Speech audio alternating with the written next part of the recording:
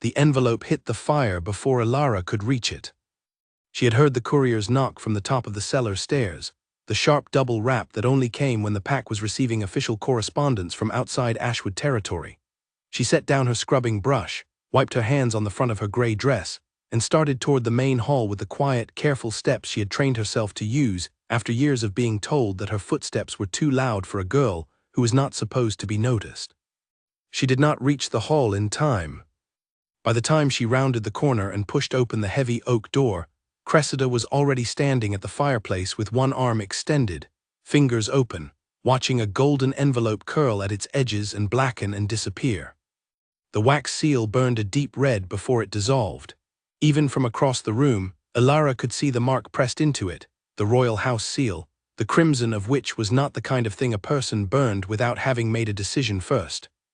Cressida turned slowly. She was a tall woman with silver-streaked hair worn in a perfect roll at the back of her neck, and she had a way of looking at Alara that made the room feel smaller without her ever changing her expression. Not anger, not contempt, just a steady, measuring look that assessed and filed and moved on, the way a person looks at something that is not what they need it to be.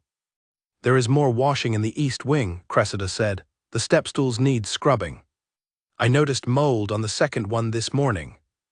Alara stood in the doorway, her hands were still damp. What was that?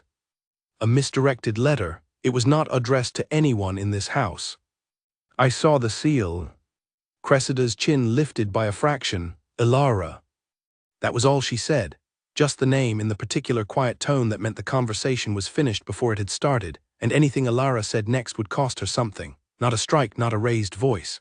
Cressida had never needed those. She had built a world in which Alara's small daily comforts were levers, and she pulled them whenever the situation required an adjustment. A meal withheld, a blanket removed on a cold night. Access to the small south-facing courtyard, where Alara was sometimes allowed to sit on the stone steps in the afternoon sun, revoked for a week as a calibration measure. It was a very effective system. It had been effective for 17 years. Alara went back to the east wing. She scrubbed the mold from the step-stools and listened to the sounds of the house moving around her. From the upper level came the voices of Mara and Sorrel, Cressida's daughters, both 20 years old and treated by the Ashwood pack the way you treat something that is expected to become important. Their voices were bright and arguing pleasantly over gowns, over which trunk to take, over whether the blue dress was more appropriate than the grey one for a gathering at the capital. Their voices carried the light energy of girls who have been told they are going somewhere that matters and believe it completely. Alara had heard the word ceremony on 5 separate mouths in the past 2 weeks. She had gathered the shape of what it meant from scraps, the way she always gathered information about things she was not included in, from overheard sentences, from the expressions on faces, from what was packed and what was left behind. A mating gathering, no larger than that, something the Alpha King himself had called. Something that required every unmated female across all the packs, in all the territories, to present herself at the capital city of Velthar on the given date. Required, that word had been in every version of the story she had overheard. She wrung out the cloth and moved to the third step-stool. Cressida had burned the envelope before Alara could read a word of it, which meant one of two things. Either the letter was entirely unrelated to Alara and had genuinely been misdirected, in which case there was no logical reason to destroy it rather than simply setting it aside for return to the courier. Or the letter had been addressed to someone in this household, and Cressida had decided in 1 second, in one motion, that it needed to not exist. There was no third possibility. She thought about this while she finished the East Wing work. She thought about it while she helped the kitchen girls lay the supper table for Cressida and Mara and Sorrel, and ate her own supper standing at the kitchen counter with a bowl of broth that had gone cold, and she put the question in the back of her mind where she kept things she was not ready to act on yet, and she waited. Waiting was something Alara had become very practiced at. In the morning, while Cressida was overseeing the packing of Mara's trunks in the upper hall, Alara went to the main fireplace. The fire had died in the night. The grate held white and grey ash, soft as flour. She knelt on the stone floor and began moving through it carefully, working in sections from the front toward the back wall of the grate. She was not hopeful.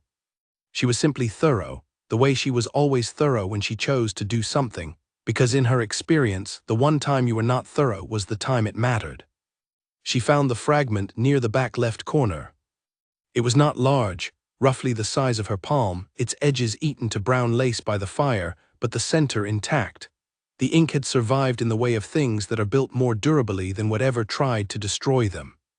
She carried it to the window and read it in the cold morning light. The text was broken and incomplete, but what survived was enough. The phrases assembled into meaning like pieces of a pattern she had already half known was there. By order of the Alpha King, all unmated females of eligible age within Ashwood territory, ceremony of recognition, the capital city of Velthar, and a date 3 weeks from the date of the summons, which made it 2.5 weeks from now. At the top of the fragment, in smaller and more careful handwriting, the delivery notation, for the household of Aldrich Voss. Attention, Ilara Voss. She read her own name 3 times. Her father had been dead for 4 years. Aldrich Voss had been the Ashwood Pack Alpha until a fever took him in the winter of her 16th year, and his death had changed very little for Ilara in practical terms, because Cressida had already been running the household for 12 years before that. His name on the delivery notation was the name of the household's former head. Her name on the attention line was her name. She was 20 years old, she was unmated, she was of eligible age, the summons had been addressed to her. She folded the fragment very small and pressed it flat between her palm and the windowsill, and she breathed, and she looked out the window at the packhouse yard where nothing was happening, and she felt something harden quietly in her chest. Not anger, not yet, something older and more patient than anger. Something that had been sitting in the dark for a long time, and had just found a reason to stand up. She tucked the fragment into the hidden pocket sewn into the hem of her dress, the pocket Cressida did not know about, and she went to make breakfast. 3 days later, Cressida gathered Mara and Sorrel and 2 packhouse servants, and departed for Velthar in the large pack carriage. She told the remaining household staff that Ilara had attempted to leave without authorization, and had been confined to the west cellar for her own protection until the family returned. She said this in the even, matter-of-fact tone of someone reporting something that had already been handled. The staff nodded. They were not unkind people. They were people who had learned, over a long time, that asking questions about Ilara's situation tended to produce fewer answers than not asking, and that the consequences of asking wrong ones fell unpredictably. The west cellar was a low stone room below the packhouse with one small ventilation grate near the ceiling and a heavy oak door with an iron lock, cold and dark and smelling of damp stone. Ilara had been in it twice before, once at 12, once at 16, both times for no more than a day, both times as a recalibration of what she was prepared to say out loud. She knew the room, she knew the door. She spent the first hour exploring the lock with her fingertips in the dark, the way she might read a page of text in a language she was still learning. The bolt was iron, not steel, and old iron from this part of the country in a stone room where the air was damp half the year did not hold its shape the way newer metal did. There was give in it, not much, but some. She found a butter knife near the drainage corner in the second hour, and she was certain it had not been left there by accident, and she thought briefly of Pell, the oldest Omega in the packhouse, who had been at Ashwood longer than anyone and who sometimes left things near cellar doors without saying anything about it, and she felt a specific and precise gratitude that was different from sentiment, and then she got to work. It took 3 days. She slept in 3-hour sections when her hands gave out. She ate the bread heel and drank the water that appeared under the door gap twice a day. She worked by touch in the dark and by the thin light from the grate during the daylight hours, and she did not let herself think about what she could not reach, because thinking about what you cannot reach is a waste of working energy. On the 3rd morning, the bolt moved. She put her shoulder against the door and the door opened, and the corridor outside was cold and empty and smelled of firewood ash. She stood in the doorway for a moment and let herself breathe the less confined air. Then she walked to the kitchen, where the fire was burning low, and she ate bread and hard cheese and drank from the water flask, eating steadily and without rushing, because she had learned not to rush food when she had access to it. Then she picked up her canvas bag from the hook beside the cellar stairs, the hook where she had always kept it, the place Cressida had never noticed because it was the bag of a person with nowhere to go, and she walked out of the packhouse. The road to Velthar was 3 days by carriage. On foot through the November hills, it would take longer. She started walking. The road north from Ashwood territory was not a forgiving road. It ran over 3 ridge lines before reaching the lower country, and in the valley sections between the ridges the ground was soft and wet and full of the memory of recent rain. The November air was sharp and smelled of pine resin and cold water. The sky was the flat pewter of a day that does not commit to sun or rain, and so gives you neither warmth nor warning. She walked steadily. She was not fast, but she was enduring. 17 years of packhouse labor had given her a body that did not tire easily and a mind that had long since stopped finding difficulty surprising. Her legs were strong. Her lungs were steady. She knew how to simply continue, which was the most useful skill she possessed. She slept the first night under a rock overhang beside the road, wrapped in her single wool blanket with her bag as a pillow. She slept well, which surprised her until she remembered that she had slept on a stone cellar floor for 3 days and that almost anything was an improvement. On the second day she reached the village of Bywell, the first settlement outside Ashwood territory, and she stopped at the pack notice board and read the posted copy of the ceremony summons in full for the first time. It was longer than she had pieced together from the fragment. The royal language was formal and precise. Every eligible female across all pack territories. Accommodations provided by the Crown for females traveling without escort. And one phrase she had not known was in it until now. Failure to present a summoned female without documented cause would result in pack censure and possible leadership review. She read that phrase twice. Possible leadership review. Cressida had burned the summons knowing that phrase was in it, which meant Cressida had made a calculation. The risk of Alara reaching the ceremony was larger than the risk of the Crown's displeasure. That was not the calculation of someone acting on cruelty alone. That was the calculation of someone who was afraid of what would happen when the right person looked at Alara directly. She had spent 20 years being kept from view. She had always assumed it was because Cressida simply preferred her contained. But contained meant something more specific if you were afraid of what would happen when she was seen. She bought bread from the market at Bywell with the last coin in her bag pocket and ate half of it while she walked the rest of that day and saved the other half for morning. On the 4th day she walked down into the valley where Velthar sat and saw the towers of the royal packhouse rising above everything else in the early morning light, and she understood in her body, for the first time, that she had actually made it. She had walked 2.5 days in November on a fragment of burned paper and a decision made in front of an empty grate. The south gate was formal and guarded, flanked by a long queue of carriages and escorted groups. Ceremony attendees, properly presented in proper clothes with proper documentation. Alara looked at herself, the grey dress, the canvas bag, the mud she had scraped from her boots but not entirely removed, and kept walking. She followed the outer wall east until she found the servants' gate, smaller, older, staffed by one young guard who looked at her with mild curiosity. "Ceremony attendees use the south gate," he said. "I know," she said. "I am reporting to the kitchen coordinator before the ceremony opens." The guard had the air of someone who processed a great many people in a morning and had long since given up trying to verify all of them. He stepped aside.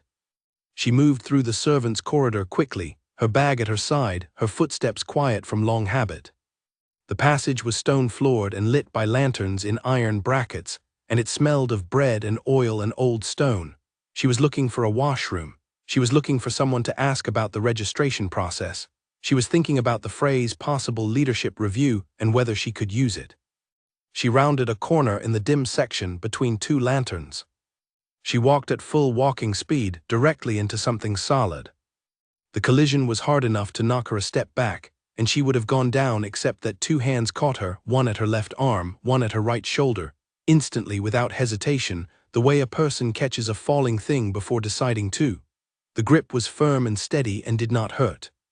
She recovered her footing and looked up. The corridor was dark between the lanterns and the figure in front of her was in the dimmer half of the passage. Her first coherent thought was that she had walked into a wall. Then the figure shifted slightly and the light from the nearer lantern reached his face, and she understood she had not walked into a wall. He was tall, dark hair. A face held in the particular kind of stillness she recognized immediately, because she had spent 20 years developing the same expression, the one that gives approximate information and keeps the exact information behind glass. His jacket was dark and she could not read the detail of it in this light, but the cloth was not a servant's cloth. The way he occupied the space was not the way of someone who works in a kitchen. She said, "I am sorry. I did not see you." He said nothing immediately. She registered that his hands were still at her arm and her shoulder. She also registered something else, something she could not name, a sensation that moved through her chest like the low note of a bell heard at a distance, felt before it was understood. She had no frame for it. She put it aside to attend to later. "I need to find the kitchen coordinator," she said, because she needed to say something, and this was the first available thing. His hands released her slowly. "There is no kitchen coordinator," he said. His voice was even and quiet and had the quality of something said once and meant. She looked at him. "I am sorry. The title does not exist in this pack house. There is a head cook named Oren and a household manager named Price. Neither of them receives appointments before dawn." She looked at him more carefully. The jacket, the way he stood, the small mark at his collar that she could almost read. "Who are you?" she asked. Something moved in his face, not quite a smile, the near approach of one. "Who are you?" he said. And the question sat in the dim corridor between them, and she found, unusually for her, that she did not have a ready answer, because the answer to that question was precisely what she had come 2.5 days through the November hills to find out. Pell had not meant to say anything, he never did.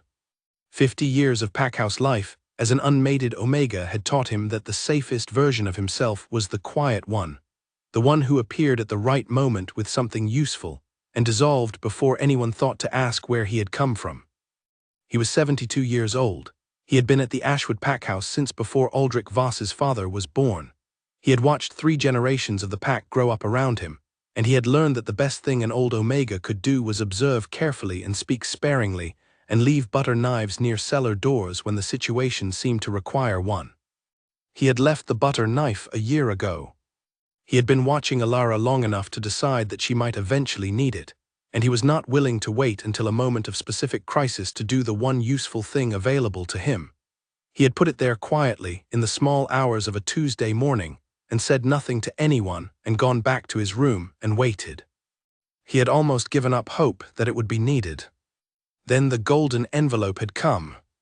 Pell had been in the kitchen passage when the courier knocked, and he had seen the shape of the envelope from the end of the hall before Cressida intercepted it. He knew the shape of royal correspondence. He had seen it twice in 50 years, both times in the reign of the previous king, and the golden color of it and the weight of it were distinctive things.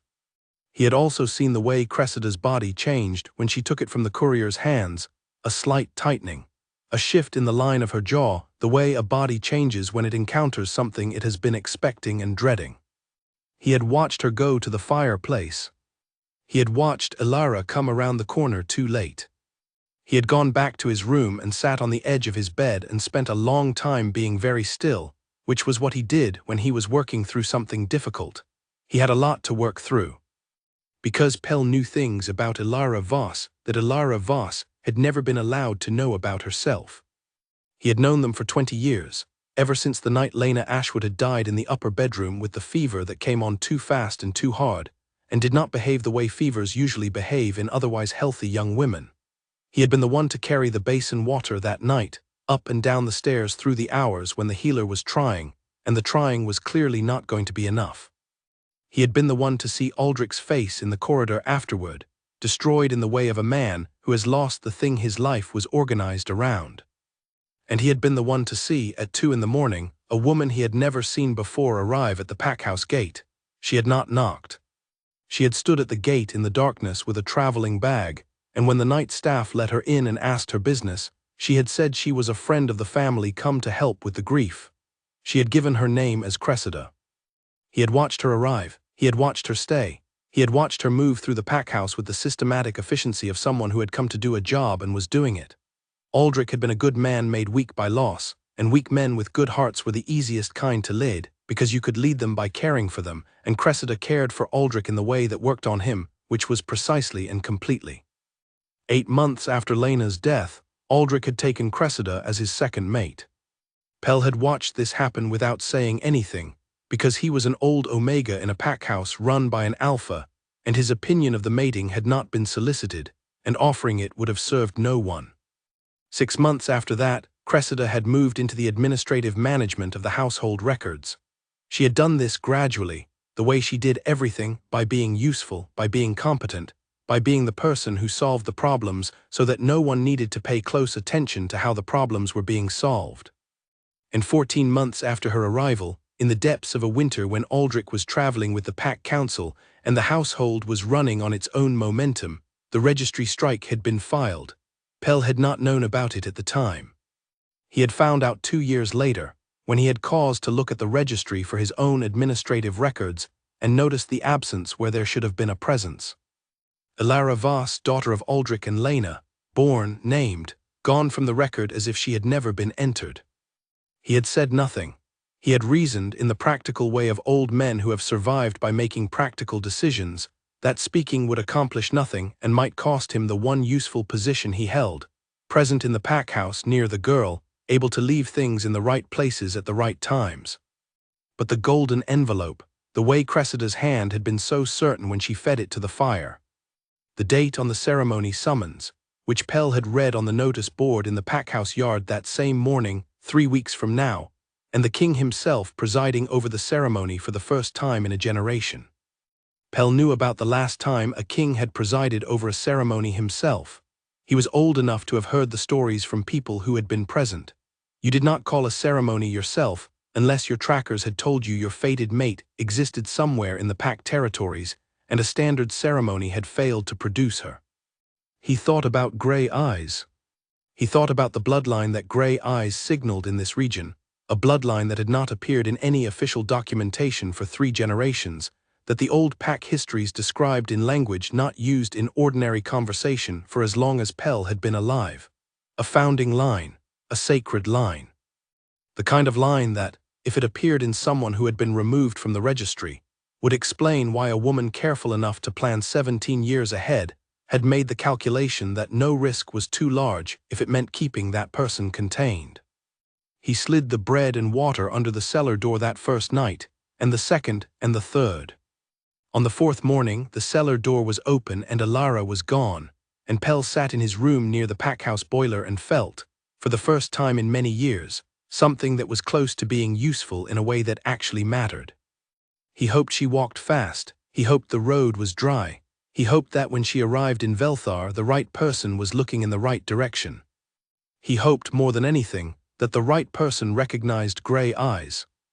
Because the last 2 people who had needed to recognize them had not done so in time, and everything that had happened since, the cellar and the registry strike, and the burned envelope and the bread slid under a door gap and an old butter knife left in the dark, was the consequence of that failure. He was not going to say this to anyone. He was 72 years old and had spent 50 years being quiet, and he did not know how to be otherwise. But he was going to tend the packhouse fire and make sure the place was in order when people came back to it, and he was going to wait, and he was going to hope that Ilara Voss walked faster than anyone expected.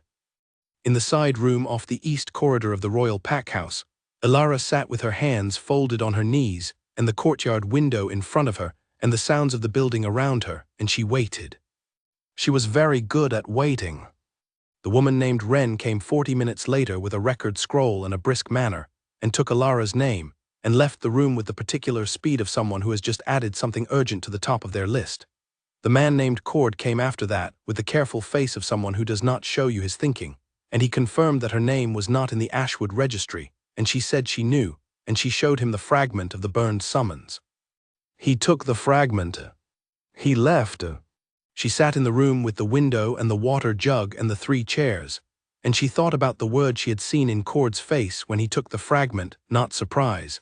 Something quieter than surprise, the expression of a man who has been given a piece of something he has been looking for. 20 minutes later, Cord came back. He sat across from her, and the quality of how he sat was different than how he had sat before. Something had shifted in the arrangement of the room. He said that her name had been found in the royal archive, in a sealed document filed under the previous king's cipher. He said that the document required secondary authorization to open. He said that the person who held the secondary authorization had been informed. He said he would like to speak with you. She said, "Who is he?"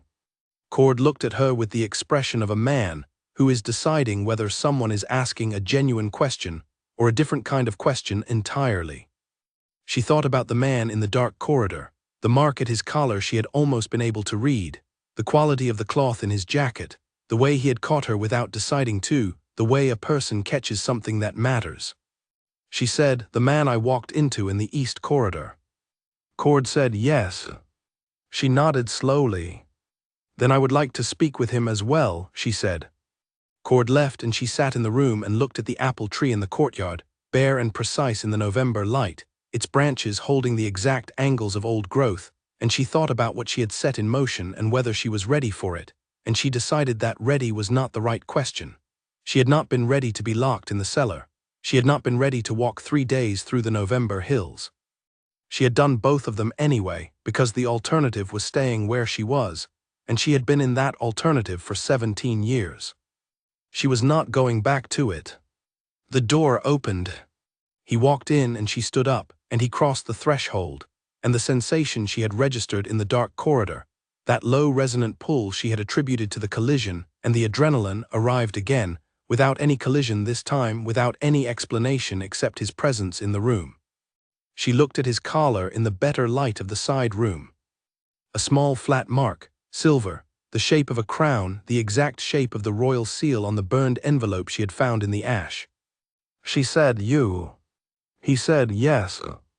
And the word carried the weight of someone saying yes to something that had been waiting a long time to be acknowledged.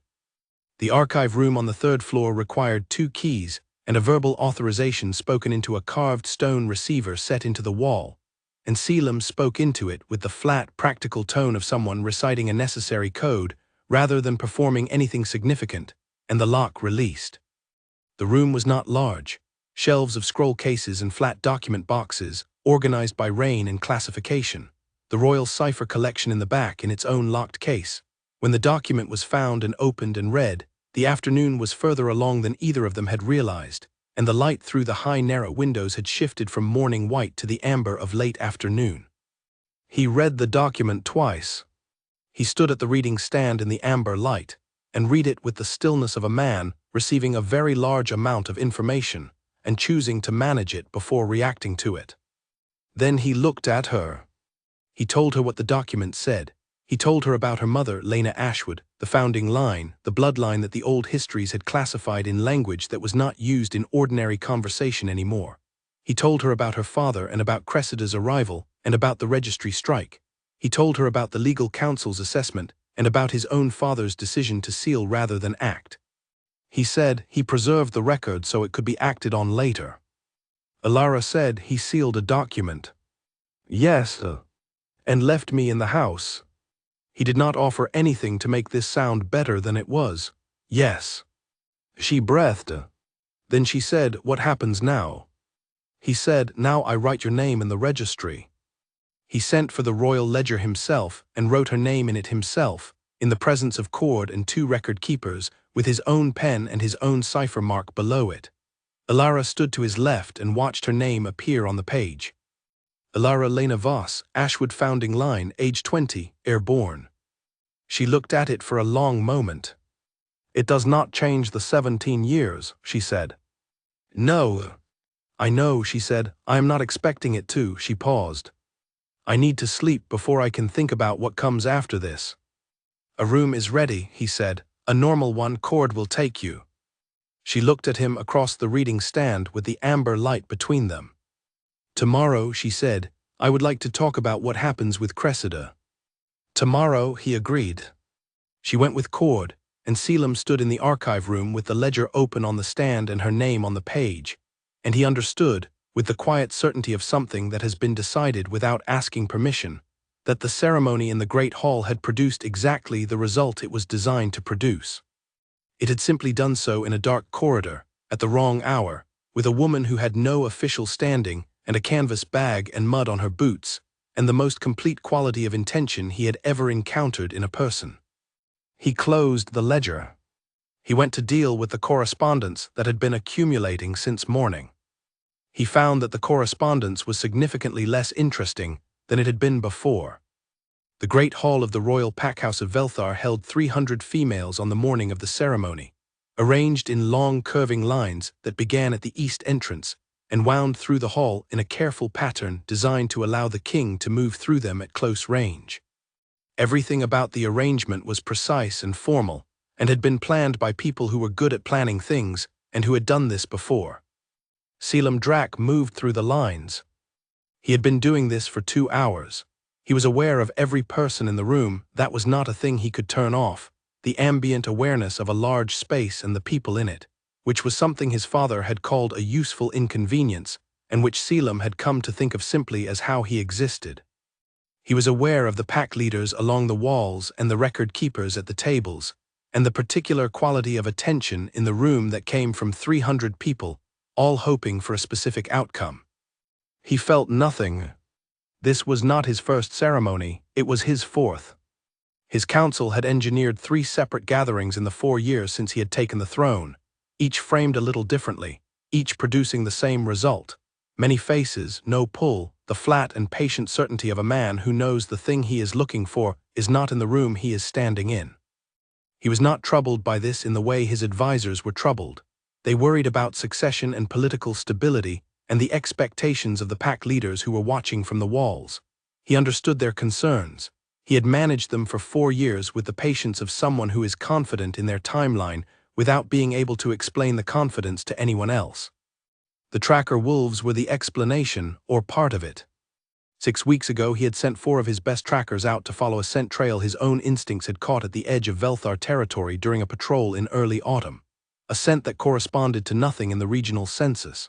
A scent that he had filed with precision in the specific mental location where he stored things that mattered and could not yet be acted on. He had given himself the winter to find it. He had sent the trackers because patience did not preclude action. 3 had not returned. The 4th had arrived 2 days before the ceremony, injured and barely upright, carrying a torn piece of cloth that smelled of ash and something older, something that Selim had recognized the moment he pressed the cloth between his hands, with the specific recognition of a thing you have been told about, and then encounter in its actual form. He had said nothing to anyone. He reached the end of the 3rd line of the ceremony. He turned and began the 4th.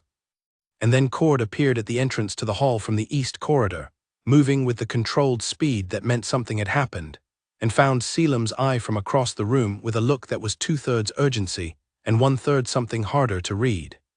Selim moved toward him without altering his pace, and Cord met him at the edge of the hall and said very quietly that there was a female in room 4 off the east corridor, arrived without escort or documentation, who had walked from Ashwood territory, that her name was not in the Ashwood registry, that she had recovered a fragment of the ceremony summons that had been destroyed before she could receive it, that her name appeared in the royal archive in a sealed document filed under the previous king's cipher. Selim stood still for a moment. Then he said, "Which room?" And his voice had the particular quality that Cord had heard twice before in 4 years, and each time it had preceded something significant. Room 4 was down the east corridor, 3rd door on the left. He walked to it. He opened the door. The moment he crossed the threshold, the thing his father had described with precise, unfashionable clarity simply arrived, not gradually, not as a slow dawning, as a reorientation the way a compass needle moves when it finds north, which is not a slow process, complete and immediate and total. She was standing at the window. She turned when he opened the door, and he saw the gray eyes, and he recognized them not aesthetically but categorically, with the part of his mind that cross-referenced things. She said, "You." He said, "Yes." In the quiet of room 4, with the ceremony proceeding in the great hall and 300 people existing at their normal volume, and the November morning running on outside, they looked at each other. She did not look overwhelmed. She looked like someone taking careful stock of an unexpected situation and deciding what to do with it. He recognized this quality because he had spent 4 years practicing it himself and knew how much deliberate work it required. He respected it without saying so. "Your name is Alara Voss," he said. "Yes." "Your registry entry in the Ashwood Pack records was removed when you were 3 years old." "I know," she said. "I found out approximately an hour ago. Before that I knew I was not in the registry. I did not know how formally that had been arranged." He absorbed this. "The sealed document from the Royal Archive contains information about you that I have not yet read. I would like to access it now if you are willing." She looked at him steadily. "I have come a long way on incomplete information," she said. I would very much like to read it. Then we will read it together, he said. The archive room took 15 minutes to access, and the document took 5 minutes to locate, and he read it in the amber afternoon light with her standing to his right and Cord in the corner. And when he finished and lowered the document, the afternoon had moved further along than either of them had realized. He told her what the document said. He told her about her mother. He told her about the founding line status and what it meant, that the bloodline she carried was one of the 7 original lines from which this territory's pack structure had descended 3 centuries ago, that it carried a legal classification that had not been formally invoked since his grandfather's time, but that remained binding under every treaty and code that governed the pack territories. He told her about Cressida's arrival at the pack house and the registry strike, and about his father's decision to preserve and seal rather than investigate. He said he chose to protect the record rather than act on it. She said he chose to protect himself from the political difficulty of acting on it. He said, yes, that is also true. She was quiet for a moment. The quality of her silence was not grief, exactly, or not only grief. It was the silence of someone receiving the complete shape of a thing they had only known in fragments, and fitting the fragments together and finding the picture worse than the individual pieces had suggested. What do you want from me, she said, not what the law says, what do you want? He looked at her. Cord is going to summon Cressida. There will be a council review. The registry strike will be reversed. Your standing will be officially and fully restored. He paused. Beyond that, I would like to show you your name in the royal ledger. And I would like you to consider a question that I am not going to ask tonight, because tonight is not the right time to ask it. She said, what is the question? He said, it can wait. She looked at him with the particular expression of someone who has assessed a situation and decided that pushing it further right now would not produce useful results. All right, she said, tonight the ledger, the question can wait. He wrote her name in the royal ledger while she watched, and she looked at it on the page with the expression of someone looking at something that has existed, waiting to be real for a long time. And then she said she needed sleep, and he said a room was ready, and she went with Cord, and he stood in the archive room in the amber light and felt the compass of his attention pointed in one direction for the first time in 4 years. The great hall downstairs finished its ceremony without him. He did not go back to it. Cord sent the gray envelope to Cressida on the 3rd day after Alara's arrival. The envelope was dark gray, sealed with black wax, which was the formal color of royal administrative correspondence as opposed to the gold of ceremonial communication. It contained no warmth. It contained a date, a location, an instruction to appear, and the specific citation of the registry authorization bearing her signature, by date and document number. It did not mention Alara's name. Cressida read it at the kitchen table, and then sat with it for a long time. She was a practical woman. She had been a practical woman her whole life. The practicality had served her well, had gotten her from a small family in the Eastern Territories to the position of a Pack Luna, had gotten her daughters to the threshold of the mating ceremony, had gotten her through 17 years of managing a household that contained, at its inconvenient center, a girl whose existence could unravel everything if it reached the wrong ears. She had thought she had managed all the variables. She had not known about the tracker wolf. She had not known about the torn piece of cloth, or what scent it carried, or that the Alpha King had been looking for the scent for longer than she had been running her calculations. She had thought of Alara as a problem contained within the Pack territories. She had not thought of her as something the Crown had been reaching toward from the other direction. She set the envelope down and went to tell Mara and Sorrel to pack. The journey back to Velthar took 4 days, and Cressida spent the first 3 of them in the careful construction of her responses. She had made errors, she knew this. The question was which errors she could explain and which she could not, and how much of the explanation would require Alara's direct testimony versus archival documentation. The archival documentation, she had concluded, was probably comprehensive. Aldrich had mentioned the sealed document once, in a moment of more honesty than he usually allowed himself, and she had spent 17 years telling herself it was either lost or too politically inconvenient to act on. She had been wrong about the second part, she understood that now.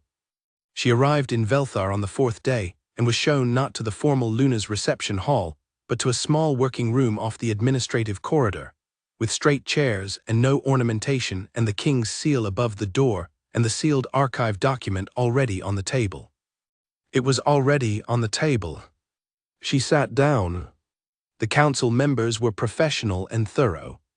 They established her name and rank and the date of the registry strike and her signature on the authorization.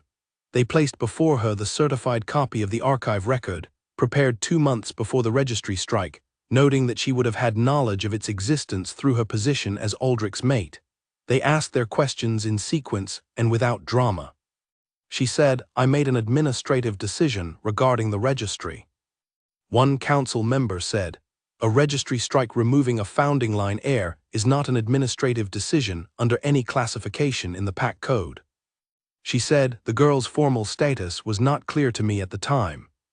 The second council member said the archive document clarified the status comprehensively and predated the strike by 2 months, and that she had been entitled to know of it through her household position. She said, "I was protecting my daughter's interests." Cord said from the wall, "What you were protecting them from was a woman who grew up not knowing her own name in the official record, who did not know her mother's bloodline or her legal standing, who walked to this city in November on a fragment of burned paper because she had nothing else." Cressida said nothing. Mara and Sorrel sat along the wall. Mara was looking at the table. Sorrel was looking at her hands. Neither of them looked at Cressida, and this was the thing that told her most clearly that the calculation had failed, not the council's questions, not the archive document, but her daughters sitting with their hands in their laps and their faces turned away. The Luna rank removal was signed that afternoon and filed within the hour. The legal language cited the registry manipulation and the abuse of administrative authority under the relevant PAC codes. Mara and Sorrel were found to have participated in the household's normal functions without documented knowledge of the illegality, and no action was taken against them. Cressida was free to return to Ashwood. She was simply no longer a Luna. She was no longer anything in the formal sense. She was a woman in her late 50s who had made a calculation that had seemed sound for 17 years and had then met the one variable she had not accounted for, a butter knife in a cellar, and the woman who had known how to use it. She left in the carriage with her daughters. No one in the royal pack house watched it go. Alara was not in the building when the carriage left. She had spent the afternoon meeting with the Ashwood pack elders who had traveled to Velthar for the ceremony proceedings and who she had asked Cord to contact. She had met them in a plain room with a pot of tea and no formal arrangement, and told them who she was and what the archive document established and what she wanted and what she did not want. She did not want the alpha seat given to her. She was clear about this. She wanted to earn the relationship before she took the role, and she said so directly, in the way she said most things without decoration. The elder named Gideon had looked at her for a long moment and said, "Your mother used to say that authority you had not earned was a debt you could not afford." She had sat with that for a while. "Can I come to Ashwood in the spring?" she said. He said, "We have been waiting longer than spring." "I want to come as a visitor first," she said, "not as a claimant." He said, "Then come as a visitor. We will show you what there is to see." She was walking back from the meeting through the main corridor when she saw through a gap in a doorway the carriage yard, and through the gap she caught a glimpse of Cressida's grey travelling coat, straight-backed and precise, moving toward the gate without looking left or right. Alara stopped. She stood in the corridor and watched through the gap as the carriage moved out of the yard and through the gate and disappeared into the city. She stood there a moment longer. Then she turned from the door and walked toward the sound of the pack house going about its evening, and she did not look back at the gate again.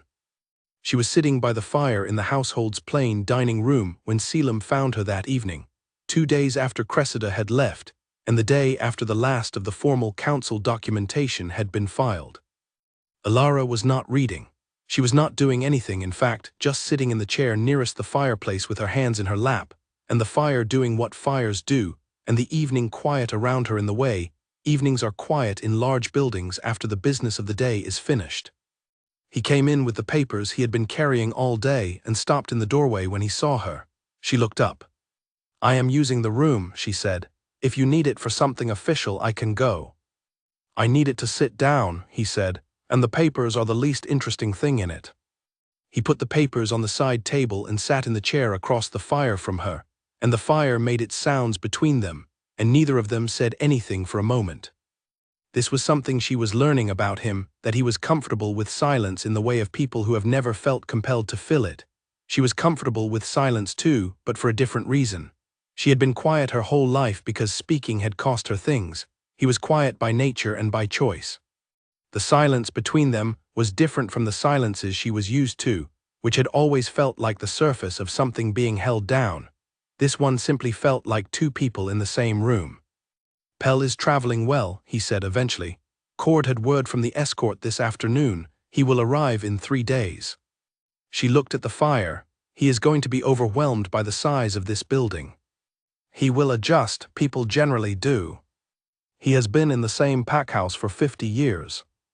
"Then he will adjust slowly," Selim said. "The room is not going anywhere." She almost smiled. She was still getting used to the fact that her face did this, that she almost smiled at things, which was something that had not happened with much frequency in the house she had grown up in, and which still surprised her slightly every time. "Can I ask you something?" she said. "Yes." "The tracker wolves," she said. "Cord told me about them. 3 did not return. What were they tracking?" He was quiet for a moment. "A scent," he said. "One I caught at the edge of the territory in September during a patrol. It did not correspond to anything in the census records, which told me it belonged to someone who had been removed from them." She looked at him. "The founding line," he said, "has a specific quality. The old histories describe it in language that sounds like poetry." "It is not poetry, it is a description of something real." "And you recognized it?" "I had been told what to look for," he said. "My father told me when I was young, not as practical instruction, he did not expect me to need it, more as history, the kind of thing that gets passed down because someone decided it should be remembered even if it was never used." She looked at the fire. "He knew something might happen to the line," she said. "Your father, he sealed the document and told you what to look for. He was covering 2 possibilities at once." "Yes," Selim said. "It is possible he suspected Cressida's intentions even when he could not act on them. Or he was simply being thorough." "He was often simply thorough," he said, "with the particular quality of someone acknowledging a thing about a person they have complicated feelings about." She had that quality too, she recognized it. They sat with the fire between them. "The tracker who came back," she said, "was he badly hurt?" "He will recover. It was a long way to travel and a difficult return." "Do you know what happened to the others?" "Not yet," he said. "We will find out." She nodded. "The cloth he brought back," she said. "That was from my dress. I noticed the tear when I arrived. I thought I had caught it on a branch in the hills." He looked at her. "The second night," she said. "There was a section of the road where the path narrowed and went through dense growth. I had to push through. Something caught the fabric." She paused. "I did not know there was anyone behind me."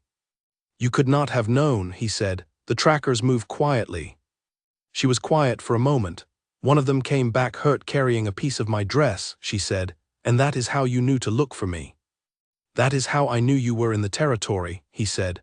"Cord found your name in the archive. The connection was not complete until he put both pieces together." She sat with this. "Your father kept a record," she said. "Your tracker followed a scent trail, your beta ran an archive search." She looked at him, "And I walked." Something moved in his face. "Yes," he said. "Everyone contributed something." "I had a butter knife," she said. "A critical contribution," he said, and his voice was entirely serious, which made it funnier, and she did laugh this time, a small real laugh that surprised her as it always did. The fire burned. "The question you said you were not going to ask yet," she said. "I have been thinking about it." He looked at her. "I know what it is," she said. "You did not need to wait to ask it. I have been waiting to be ready to answer it, which is a different thing." "Are you ready?" "I am starting to be," she said. "I need more time, not much more but more." "That is fine," he said. "I need to go to Ashwood first," she said. "I need to know what that is before I know what this is." "If that makes sense." "It makes complete sense," he said.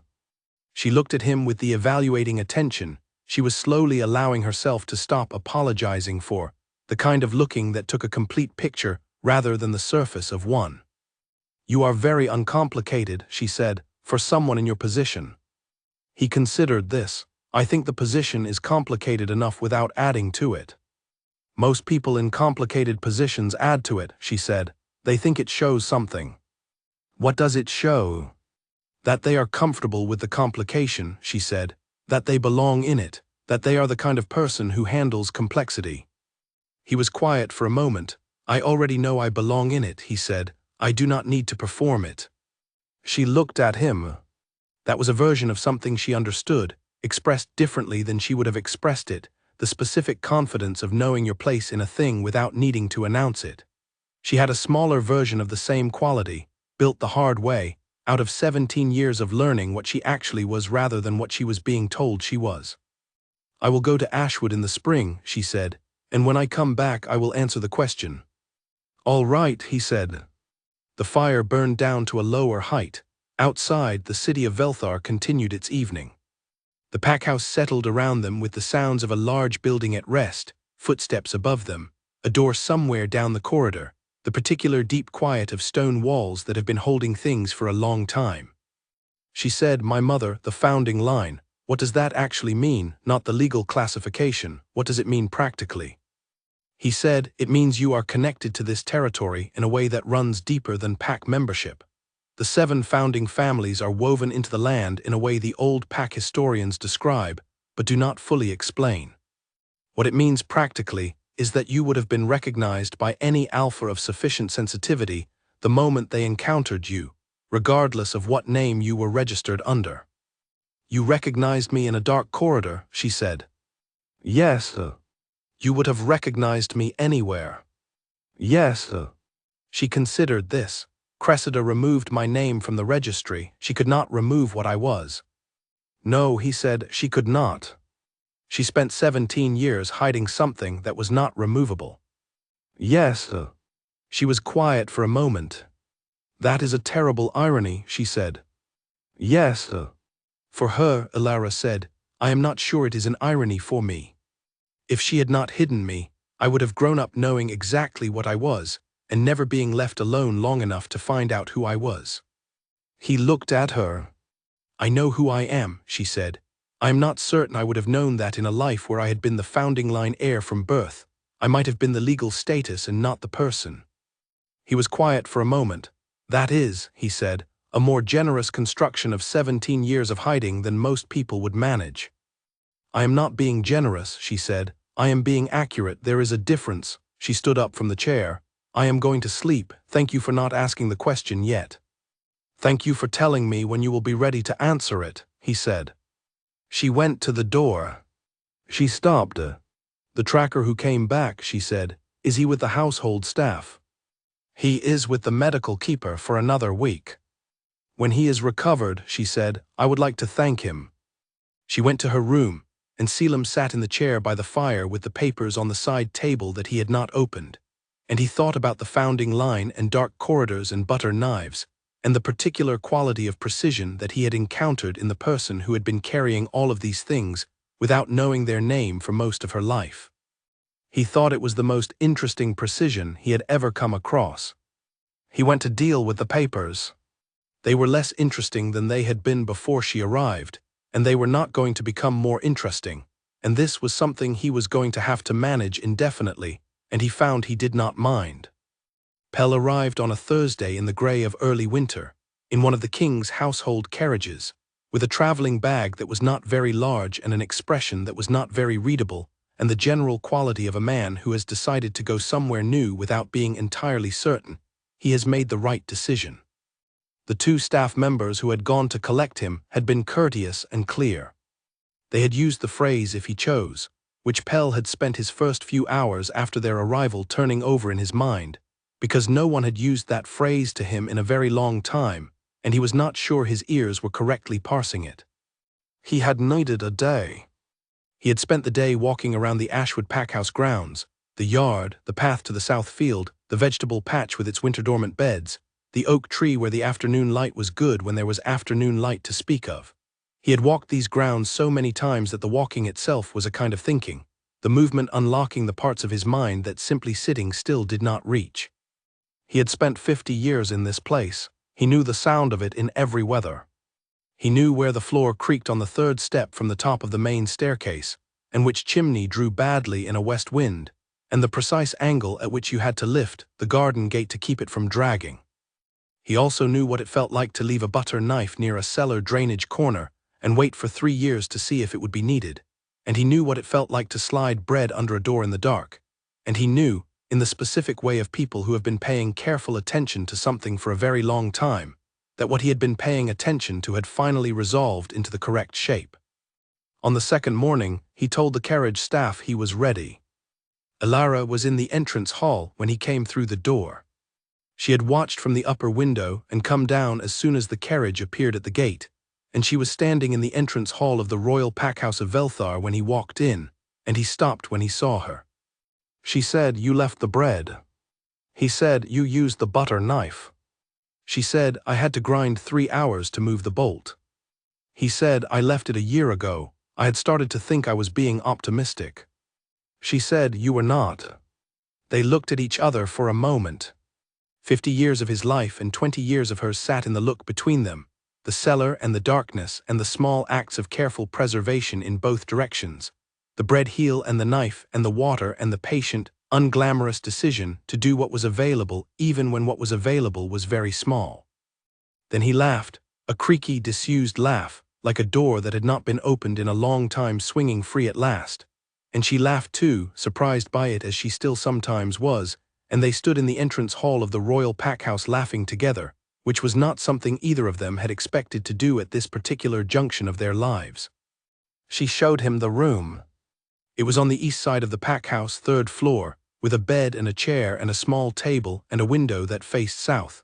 In the morning the light would come in at exactly the angle old people and cats find instinctively and position themselves within. There was a proper mattress and a decent lamp and a rug on the floor. Pell stood in the doorway and looked at it for a long time. "You asked for the south window specifically," he said. "I told him you had spent 50 years in a place where everything good was on the north side," she said.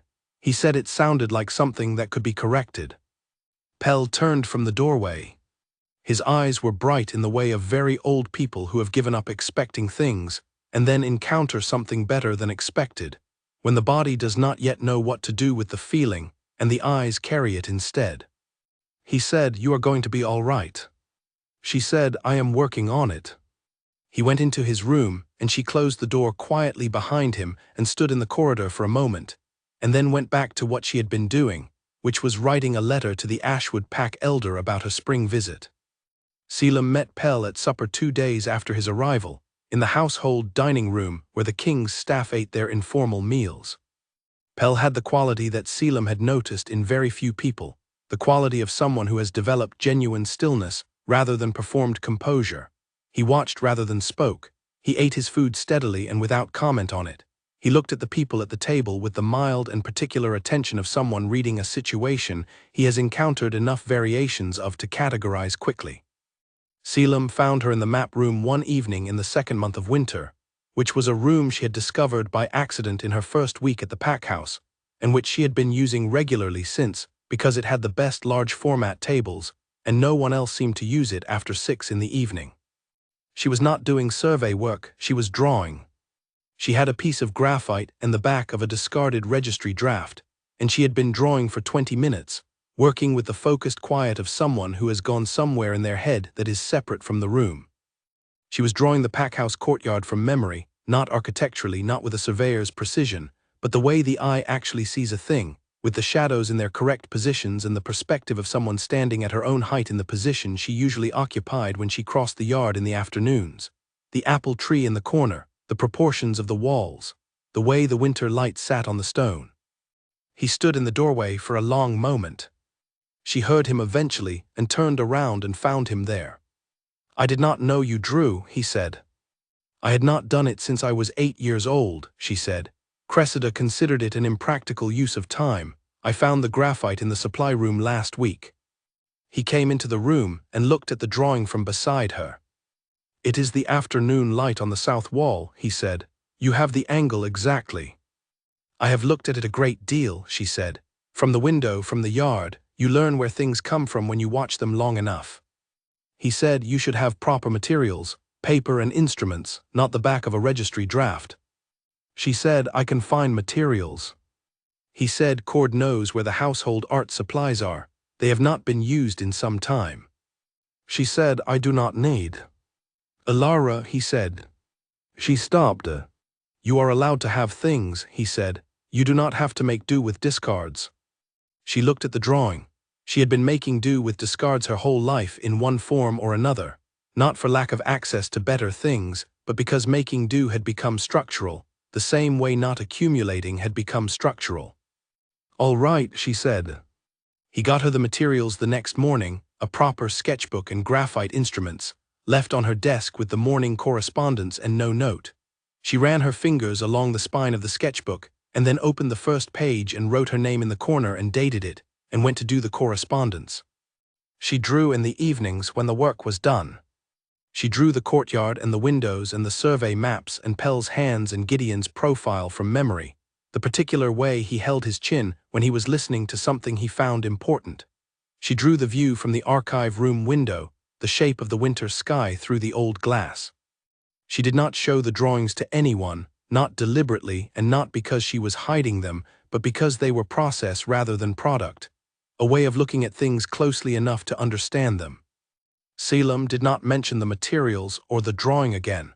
He had given her the thing without making the giving into a thing.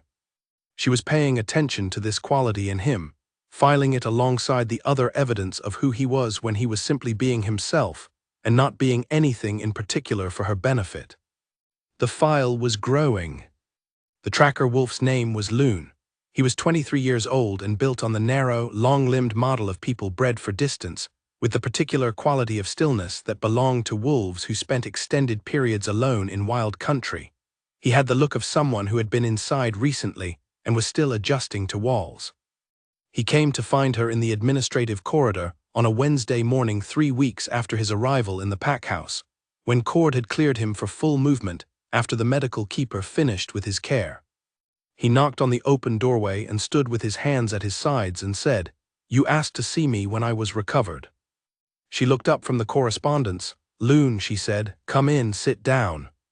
He sat in the chair across the desk, with the careful posture of someone who is not sure how to be in a room with a person they have not met, but have done a significant thing for. She said, You tracked me from the edge of Velthar territory to Ashwood and back. He said, From the patrol point where the Alpha King caught the scent, yes. I was one of 4. I lost the trail twice and found it again both times. She said, The other 3, do you know what happened to them? He was quiet for a moment. We were separated on the second day into Ashwood territory. The road through the lower hills is heavily trafficked during the ceremony period, and it was difficult to stay unseen while maintaining a scent trail that was a week old by then. He paused. I do not know what happened to the others. I have sent word to their families. She said, I am sorry. He said, It was the assignment. She said, Yes, it was still a loss. He looked at her with the careful attention of someone recalibrating what kind of conversation they are in. She said, The cloth, the piece you brought back, you carried it the whole way. Yes. How far was the return journey? From the point where I found the cloth to Velthar is approximately 9 days on foot if you are moving steadily. I was not always moving steadily. She looked at him. He had the quality she associated with people who had done very hard things, and had decided that the way to carry those things was simply to carry them without describing the weight. She said, What I want to give you and what I can actually give you are probably different things. What would be useful to you within what is available? He said, A position, something to do. I'm not good at being idle. She said, What are you good at? He said, Finding things that do not want to be found, reading territory, moving through complicated situations without announcing myself. She said, Those are not skills used in administrative correspondence. He said, No. She said, There is a survey going on in the Western Territories at the moment.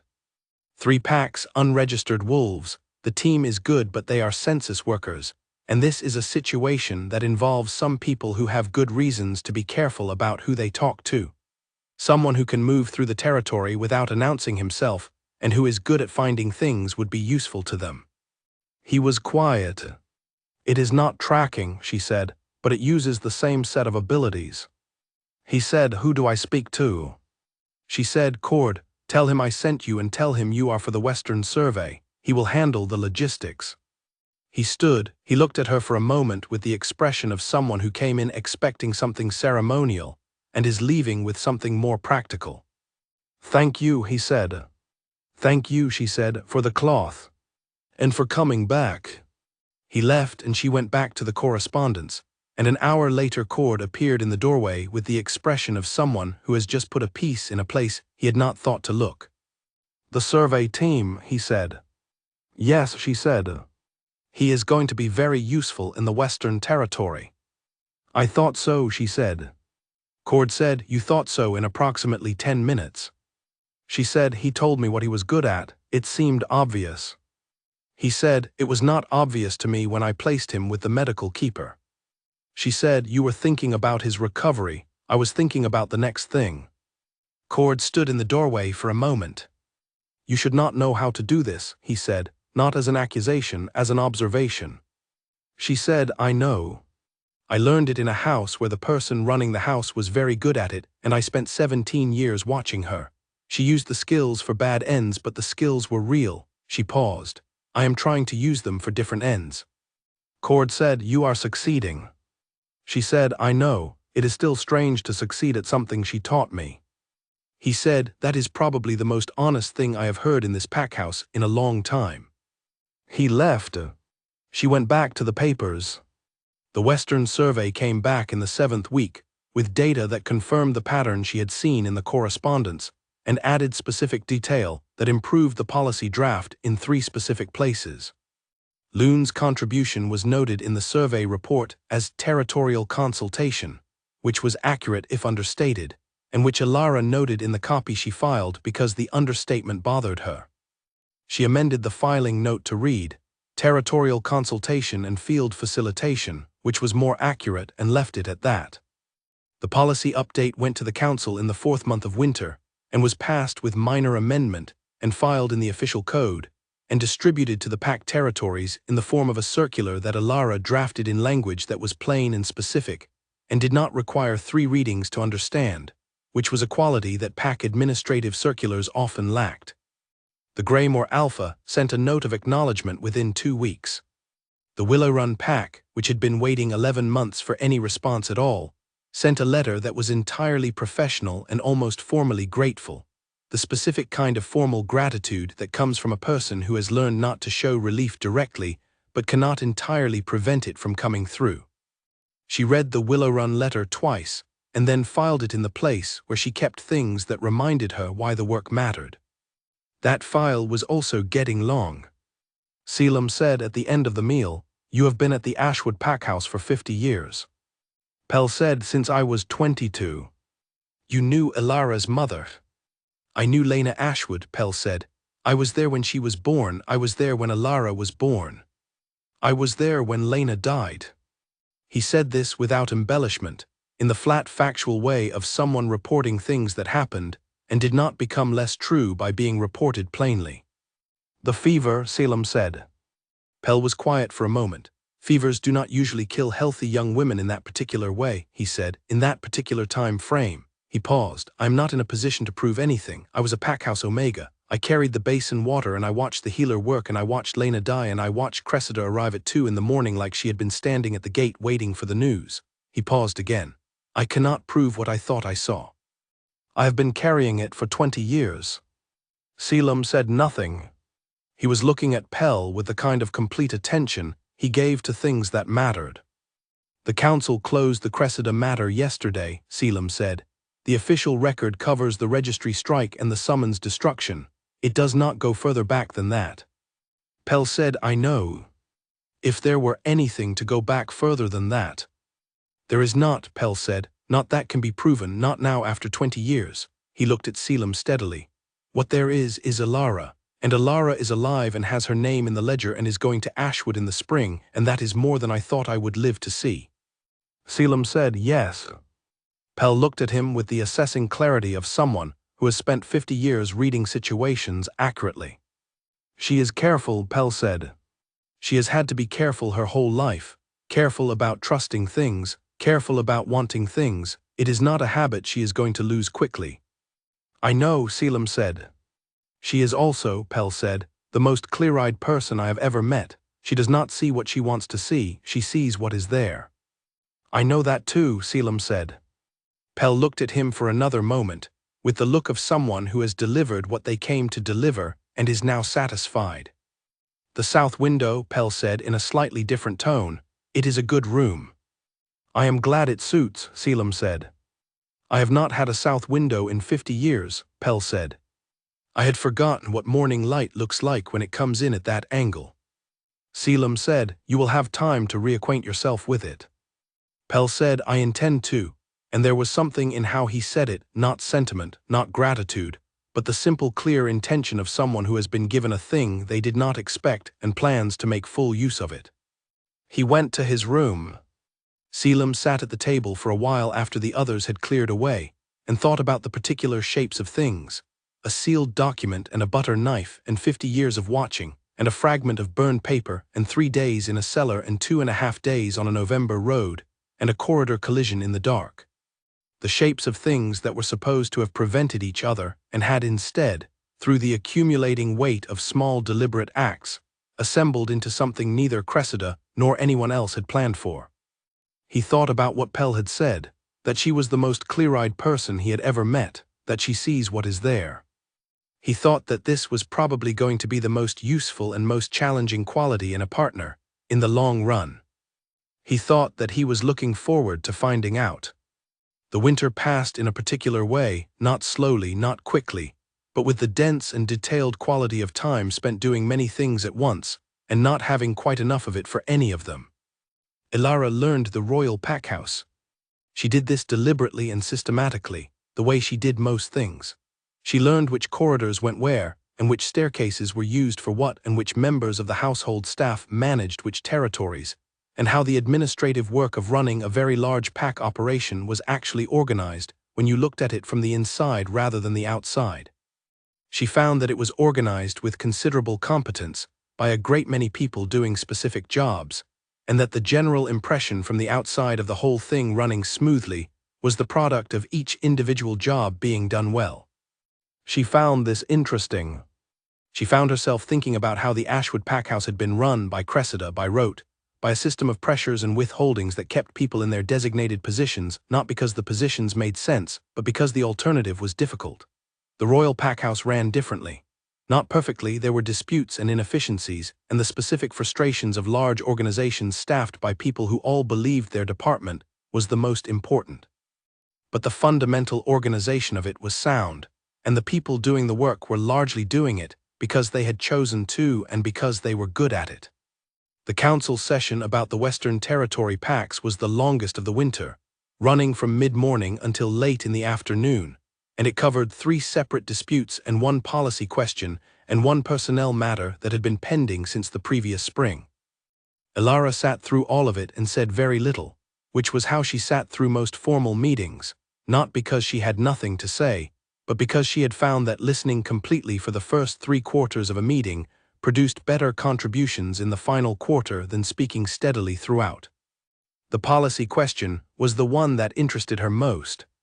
It concerned the classification of unmated wolves who had traveled between pack territories on their own recognizance, not as formal transfers, not as temporary residents under guest provisions, but as people who had simply moved between places because they needed to and had found ways to exist in the gaps between official categories. The current code did not have adequate provisions for this situation, and the result was that an unknown number of wolves were living in a formal limbo, with no pack registration, and therefore no legal standing for disputes or services or any of the protections that pack membership carried. The council had been debating whether to create a new category or to expand an existing one. The debate had been running for 2 sessions and had not resolved because the 2 options had different implications for how the wolves in question would be integrated into the regional political structure, and different pack leaders had different interests in those implications. She waited until the last 40 minutes of the session. Then she said, "The reason this has not resolved is because the question is being framed as a classification question, and it is actually an information question." The senior council member, a man named Oren, looked at her over his papers. Say more.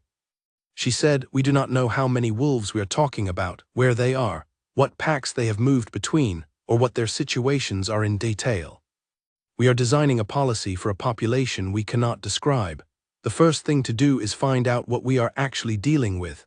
After that, the classification question will probably answer itself. The council member said, a census of unregistered wolves would be a significant undertaking. She said, a targeted survey of the 3 western packs that have reported the highest incidence of unregistered wolves would take 6 weeks and produce enough information to design a policy that actually fits the situation. That is less costly than passing a policy that turns out to be wrong and then having to revise it. The room was quiet. Cord, from his position at the side of the room, said, the survey would require a team. She said, I can draft the survey instrument. The team is a logistics question. Oren looked at her for a moment. You are proposing to run the survey yourself. I am proposing to draft the instrument, she said.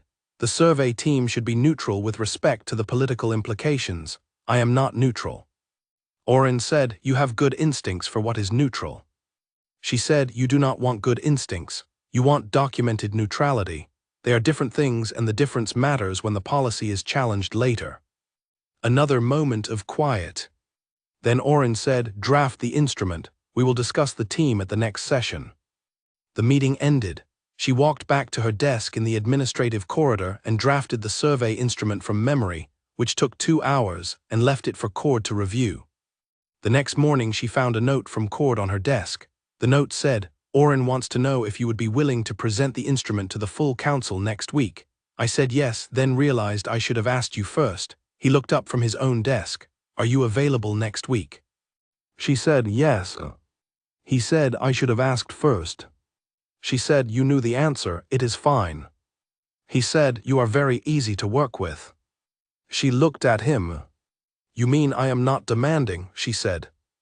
I mean you are clear about what you need and flexible about everything else, he said. Most people in your position are the reverse. She thought about what my position meant in his framing, the founding line heir, the woman who had come to the pack house in November on a fragment of burned paper and who was now drafting survey instruments for the senior council, the woman whose name was in the royal ledger in the Alpha King's hand. I have been not demanding for 20 years, she said. I am learning the difference between that and being easy to work with. Cord said, what is the difference? She said, one is a survival strategy, the other is a choice. He considered this. Then he said, you are doing both. That is rarer than you might think. She turned back to her papers. The survey instrument was presented to the council on a Wednesday, and the discussion was detailed and substantive, and 2 of the council members made suggestions that improved it, and she incorporated the suggestions and resubmitted, and the instrument was approved. The survey team was appointed from the Crown's administrative staff, 3 people with experience in territorial census work, and they left for the Western Territories in the first week of the new year. She tracked their progress in the correspondence and added the results to the observation list on the right side of her desk. The list was getting long. Selim read it eventually, when she left it on his desk in the 3rd month of winter with a summary at the front and the specific policy implications organized by category. She had not announced that she was leaving it. She had simply left it because it was ready.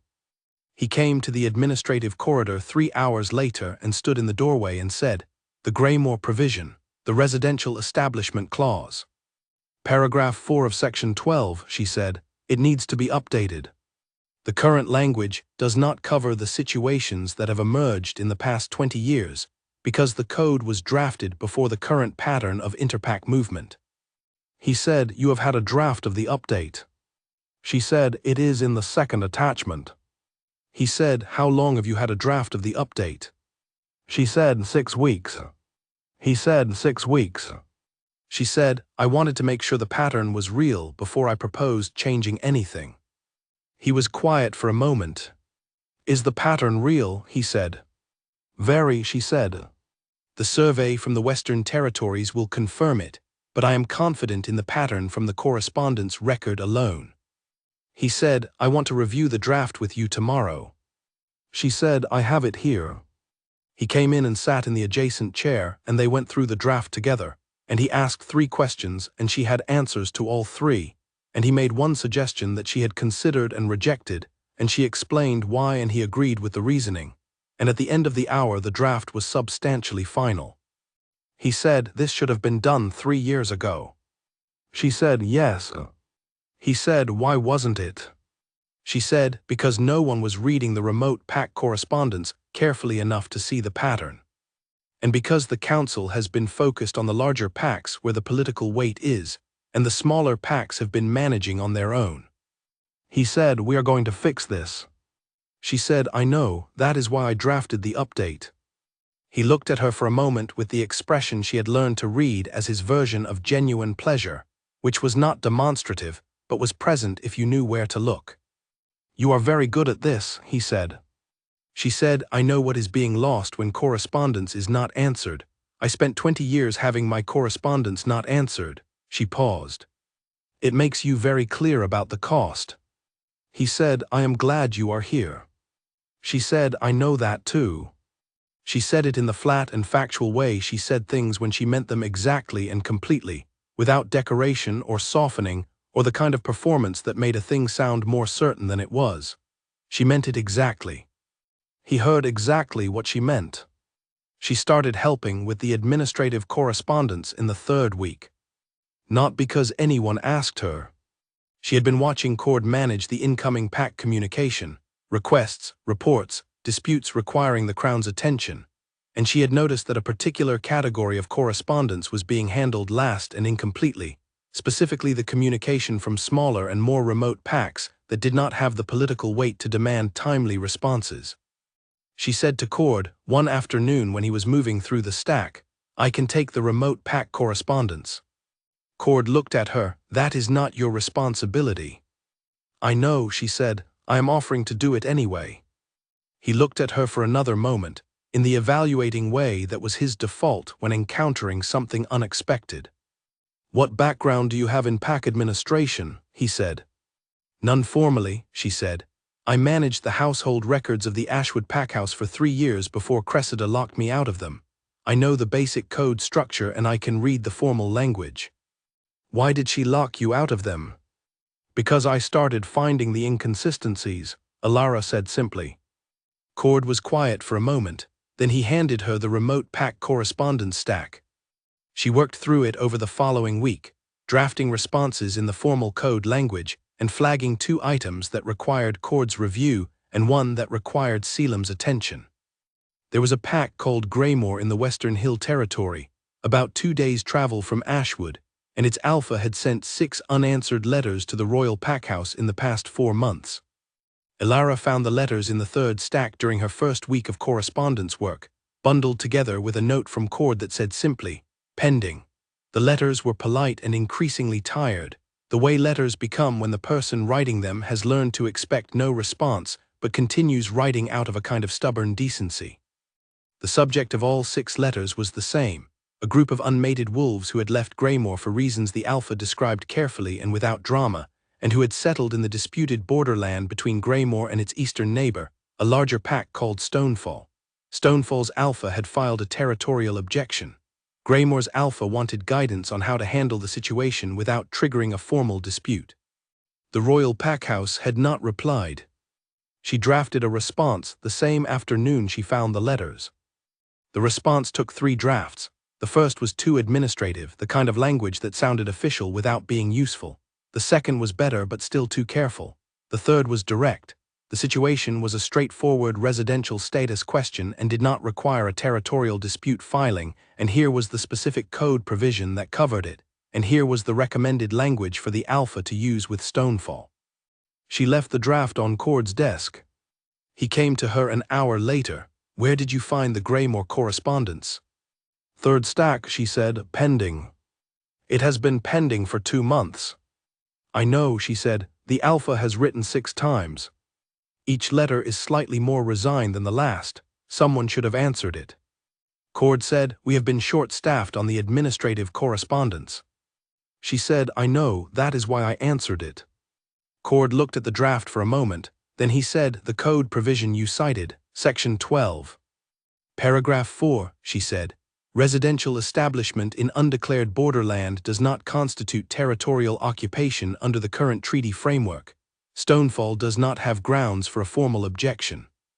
Cord said, most people spend 3 weeks in the code before they find paragraph 4. She said, I read the whole code in the first week. There was not much else to read in the evenings. Cord looked at her in the assessing way that was his default when encountering something he had not expected. I am going to start sending you the administrative backlog, he said. That is fine, she said. I have time in the mornings. The Graymore response went out that afternoon, and the Alpha wrote back within 8 days, with a note that was entirely professional and entirely relieved. The specific combination of those two things that belongs to someone who has been waiting a long time for a sensible answer. Ilara filed the response in the Graymore folder and moved to the next stack. She was learning the administration of the Royal Packhouse the same way she had learned everything, completely, starting from the foundational structure and moving outward, not accepting this is how it is done as sufficient explanation if she could find a why underneath it. The why was usually good when it was good and useful to understand when it was not, because the cases where the why had stopped being applicable were the cases where the system needed updating, and the system needed updating more often than anyone seemed to have noticed. She made a list. It was not a formal list, it was not a demand list. It was a working document that she kept on the right side of her desk, in which she noted things that seemed to be gaps between the policy intent and the practical outcome, and the list grew, and she was not sure yet what to do with it, but she was certain that having the information was better than not having it. Cord found the list one morning when he came to her desk with a new correspondence stack. He read it. He said, you have been here 2 months. 7 weeks, she said. This is a year's worth of administrative review, he said. She said, it is an observation list. I have not proposed anything. I am still seeing if the patterns are real. Are they real? So far, yes, she said. The most consistent pattern is that the correspondence from smaller packs is being deprioritized systematically, not by intention, but by workload management. And the result is that small packs have a structurally lower expectation of response than large ones, which means they develop workarounds and informal arrangements that operate outside the treaty framework. Cord was quiet for a moment. Show me, he said. She showed him. He spent an hour at her desk looking at the correspondence patterns she had documented, and the 6 case examples she had pulled from the 3rd stack, and the specific letter from a pack called Willowrun that had not received a response in 11 months, and had resolved its situation by making a private agreement with its neighbor that was not technically illegal, but was also not documented in any official record. He said, I need to take this to the Alpha King. She said, I would rather understand it fully before it goes to him. Cord said, he is going to want to know. She said, he is going to want to know when I can tell him what the solution is, not just what the problem is. Cord looked at her. You are very particular about when you bring things, he said. I spent 17 years in a household where bringing incomplete information to the wrong person at the wrong time made things worse, she said. I am particular by necessity. He gave her another 2 weeks, and she used them well. The one that required Selim's attention was a small pack in the far northern territory that had been sending the same request for boundary clarification for 8 months, and had received no response, and the lack of response was creating a low-level territorial dispute with a neighboring pack that was growing slowly worse. She summarized the situation on a single page with the specific citation references and the proposed resolution and the likely consequences of continued non-response, and she left it on Cord's desk. Cord read it and brought it to Selim and came back to her afterward and said, he wants to know if you would be willing to draft the formal response. She said, that is the Alpha King's response. He should draft it himself. Cord said, he would like your language. He will review and sign. She thought about this. All right, she said. She drafted the response. She had not drafted formal royal correspondence before, and she said so to Cord, who said that was fine and sent her the style guide. She read the style guide and drafted the letter, and it went out with Selim's seal and resolved the dispute within 10 days. This was how it started. Over the winter, she worked through the remote correspondence and then began helping with the formal dispute documentation, which was the record-keeping end of the council reviews. And then at some point, she was not certain of the exact moment because it had happened gradually, which was how she preferred things. She was attending the weekly administrative meetings as a matter of course, and Cord was including her in the agenda without comment. Selim did not comment on it either. He observed it with the quiet attention he gave to things that were developing in the right direction, and he did not interfere, because interfering would have changed the thing. They ate supper together most evenings. They had long conversations that went in all directions: the pack politics of various territories, the historical context of the treaty structure, the specific and often frustrating realities of trying to govern a large and dispersed population of people who had many opinions about how they should be governed, and not enough information about the challenges of doing so. She was direct and specific and frequently right, and occasionally wrong in ways she acknowledged without defensiveness. He found this astonishing. He had been in rooms with advisors and council members and pack leaders his entire adult life, and the combination of directness and genuine intellectual flexibility, the ability to change your position when given good reason to, without treating the change as a defeat, was rarer than it should have been. She found that she trusted his judgment more often than not, and that the times she did not trust it were usually the times he had less information about the local situation than she did, and that when she told him so with the specific information that he was lacking, he updated his position. "You do that," she said one evening, 2 months into the winter, when they had been arguing for an hour about the correct approach to a territorial dispute in the western region. "You change your position when I give you new information." "Yes," he said, "should I not?" "Most people do not," she said. "Most people find reasons why the new information is not as relevant as the information they already had." "That is inefficient," he said. "It is also how most people protect their self-image," she said. He looked at her. "Does my self-image require that kind of protection?" She considered this genuinely. "No," she said. "I think you know who you are well enough that being wrong about the Western territorial dispute does not threaten it." "Do you know who you are well enough?" he said. The question landed carefully, the way his questions usually did, without agenda, without performance, just the direct inquiry of someone who is actually curious about the answer. "I am beginning to," she said. "I know more of it than I did in November. I expect I will know more of it in the spring." "And in the spring," he said, "you are going to Ashwood." "Yes. And when you come back?"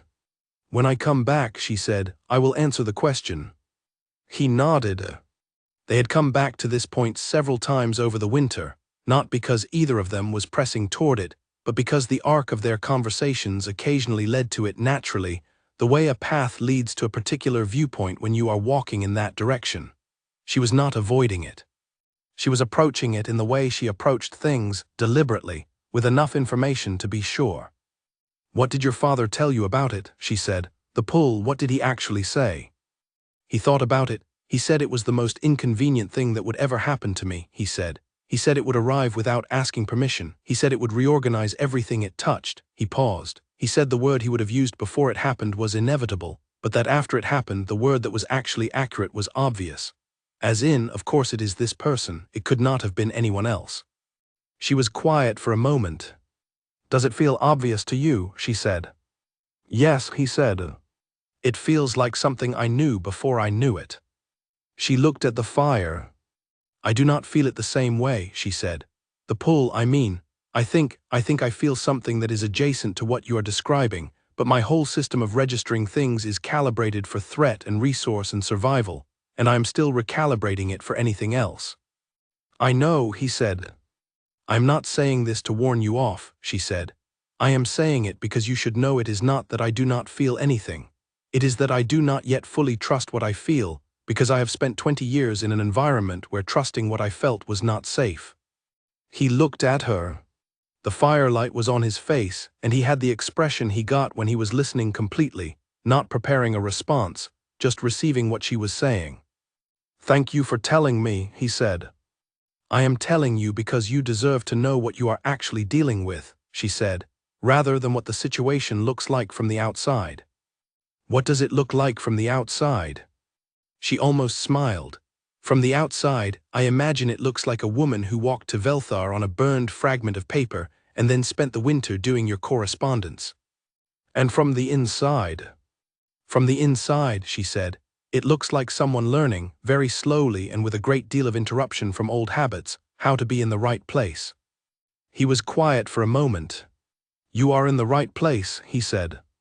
I know, she said, that is the part I actually believe. She stood up. The part I am still learning is how to stay in it without waiting for it to be taken away. She went to her room and he sat with the fire, and he thought about 20 years of calibration, and the patience required to recalibrate, and he thought about the particular quality she had described, expecting a thing to be taken away even when it was present. And he thought that this was going to require from him a very specific and very sustained form of consistency. He was not unequal to it. He was, in fact, well suited to it, because the one quality his father had made certain he possessed was the ability to mean what he said across time, and not only in the moment of saying it. He put the fire guard in place and went to deal with the morning's correspondence that he had put off until now, and he worked through it with the papers on his knee and the embers glowing and the packhouse quiet around him, and he found that the work was, as usual, manageable, and that the rest of it was also manageable, and that he was looking forward to the spring. She left for Ashwood on a Monday morning in late March, when the sky was the pale clear blue of very early spring, and the road south was dry for the first time since November. She had packed the night before, which took less than 20 minutes because she had not accumulated very many things in the winter. This was something she had noticed about herself. She did not accumulate things. She had spent so long living in a state of impermanence that the habit of not owning much had become structural, and she was only beginning to understand that this was something she could change. Selim was in the entrance hall when she came down with her bag. She had not expected him to be there. He did not make a habit of appearing at ceremonial moments. He moved through his days with the practical directness of someone who goes where things need doing, and the entrance hall at dawn on a departure morning was not usually where things needed doing. He was holding a letter. From Cord, he said, the details of the Ashwood boundary registration, which you will want for the conversations with the elders. It has been updated since the last formal survey. She took the letter. Thank you. Also, he said, the elder Gideon has a house on the east side of the Pack settlement. Cord made arrangements. You will not need to sleep in the communal hall. She looked at him. You arranged my accommodations without asking me. I arranged the option, he said. You can still use the communal hall if you prefer. She held the letter and looked at him for a moment with the evaluating attention she no longer tried to hide. You are not going to tell me to be careful, she said. You have been careful your whole life, he said. I am not going to instruct you in it. Or to write often. Write when you have something to say, he said, not on a schedule. She put the letter in her bag. I will be back in 6 weeks, she said. All right. She started toward the door. Alara, he said. She turned. The boundary document, he said. There is a note at the end, not official, from me. She looked at him. He had the expression he had when he had done something that had cost him nothing in the doing, but that he was not entirely certain about the reception of. I will read it on the road, she said. She read it at noon, when she stopped at a stream crossing to rest her feet and refill her flask. The boundary document was 12 pages of formal land registry language. The note at the end was 3 sentences, in a different hand from the official clerk's, and in the smaller and more contained writing she had come to recognize as his. It said, the Pack records show the Ashwood founding date at 312 years ago. Your line has been in that land for 312 years. Whatever you find when you get there, you belong to it. She sat at the stream crossing for a while after reading it. Then she folded the document back into her bag and continued walking. The road south was better in spring than it had been in November. The mud was gone and the light was longer, and the birds had come back to the trees along the way, and the hills were showing the tentative green of early growth. She walked the same road she had walked in the other direction 4 months ago, and it felt different, not easier exactly, but different in quality. Less like an escape toward something and more like movement between 2 places she was learning to hold at the same time. She arrived at the Ashwood Pack boundary late in the afternoon of the 3rd day. Gideon was waiting. Not dramatically, he was standing at the boundary marker doing what looked like a genuine inspection of the marker stone, which had apparently been slightly displaced by winter ground movement. But he was there, which meant someone had been watching the road. He looked up when she came around the bend. "You made good time," he said. "The road is better in spring," she said. "It is usually worse," he said. "This spring has been dry." He looked at her with the same measuring quality he had shown in Velthar, the look of someone taking a complete picture. "You look different." "I have been eating regularly," she said. "That is part of it," he said. "Come, there is supper." The house on the east side of the settlement was exactly as advertised. A normal house, well-maintained, belonging to a family who had gone to visit relatives in the Southern Territory for the spring, and had agreed without apparent hesitation to let the arriving heir to the Alpha seat use it, which told her something about how the elder had framed the request. She ate supper with Gideon and two other elders, a woman named Frida who managed the pack's resource records, and a man named Hartley who had been the senior wolf in the pack for 15 years, and who had the particular quality of authority that came from being the person everyone went to when they needed something decided. They were straightforward people with a great deal of information about the state of the pack and no apparent interest in decorating it. Frida said over the bread and the roasted root vegetables, "The Alpha seat has been empty for 4 years. The council has managed. The pack has opinions." "What are the opinions?" Alara said. Frida said, "Some people think the seat should stay empty. The council has done well enough, and they do not want the disruption of a new Alpha and all the adjustments that entails." Alara nodded. "That is a reasonable position." Gideon said, "Some people think it should be filled immediately, and that the founding line claim should be activated now, without a process." "That is also a reasonable position," Alara said. "I disagree with it, but it is reasonable." Hartley said, "And some people remember Lena Ashwood." He said it without drama, as a factual statement, but it landed differently than the other sentences. Alara was quiet for a moment. "What do they remember?" she said. Hartley said, "The way she ran the pack, the way she listened, the way she asked questions before she made decisions. The way things felt during her time." He paused. "She was Alpha here for 6 years before she died. The pack that existed during those 6 years was a specific kind of pack. It has not been that kind since." Alara said, "What kind was it?" He said, "The kind where people told the truth." She received this. She thought about what it meant to be the daughter of a person who had built something like that, who had been gone for 20 years, and about what it meant to arrive in the place that thing had been built and not have any of the tools or the history or the relationships that had made it possible. "I do not know how to be what she was," she said. "I did not know her."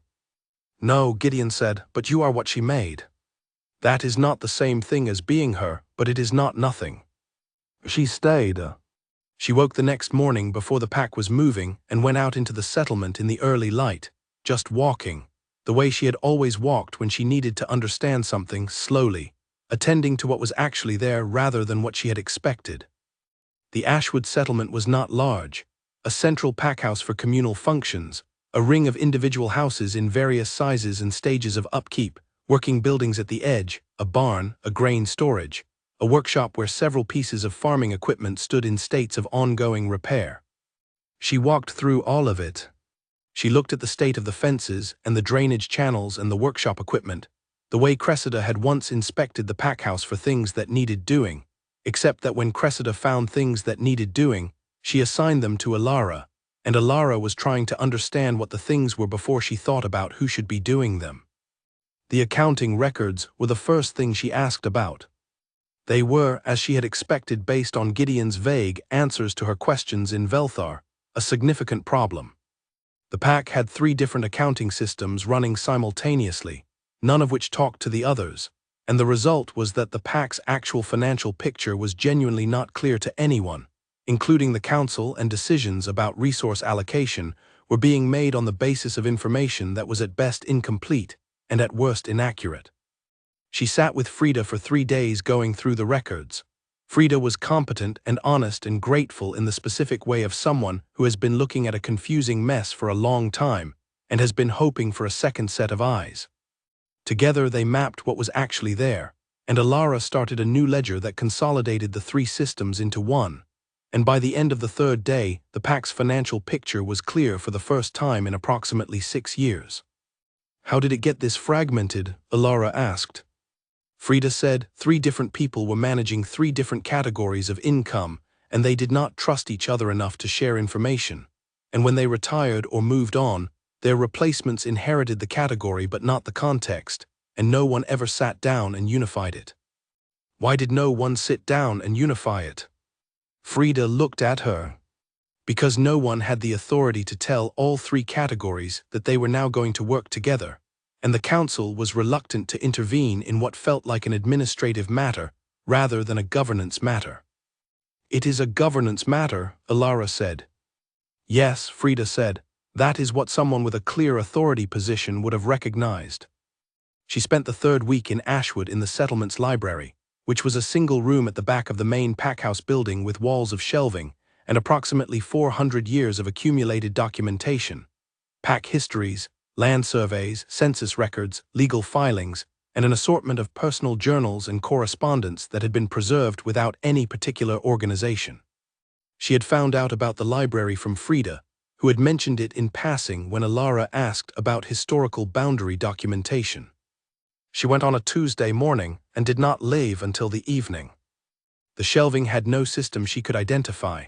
Things were roughly chronological in places and then not, and the journals were shelved alongside the formal legal documents without distinction, and the survey maps were rolled and stacked in a corner without labels. She started with the corner, unrolling each map carefully and reading the date and the scope, and making a simple note in her working book. She found the founding survey in the third bundle. It was old. The paper was the heavy rag paper of 3 centuries past, slightly browned at the edges but intact in the way of things made to last. The survey showed the original settlement boundaries of what was then called the Ashwood Hold, before it became a formal pack, when it was a gathering of 7 families on a shared piece of hill country that they had agreed to work together.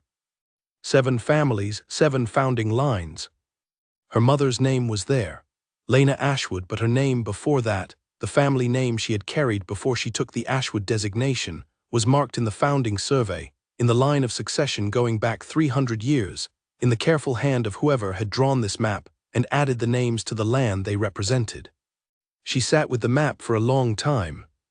She was not an emotional person by nature, or rather she had spent 20 years being an emotional person who had learned to feel things in a very contained way, because the alternative was showing them to people who would use them. But she felt, sitting in the library with the founding survey on the table in front of her and her name's root in the line on the left margin, something that did not fit into the contained categories she had built. It was not grief, it was not joy. It was something older and quieter than either, the sensation of a thing clicking into place that you had not known was unaligned until the moment it settled. She copied the relevant section of the founding survey into her working book, the founding line succession and the land parcels and the original settlement coordinates, and she rolled the map back with care and labeled it on the outside and put it at the front of the survey bundle where it would be easy to find again. Then she started on the journals. The journals were from several different people across several different generations, and they were not consistently labeled, and the handwriting ranged from careful copperplate to the barely legible scrawl of someone writing in bad light.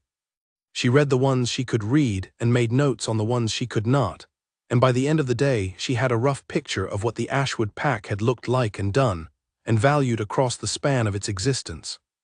It was a pack that had argued, the journals confirmed.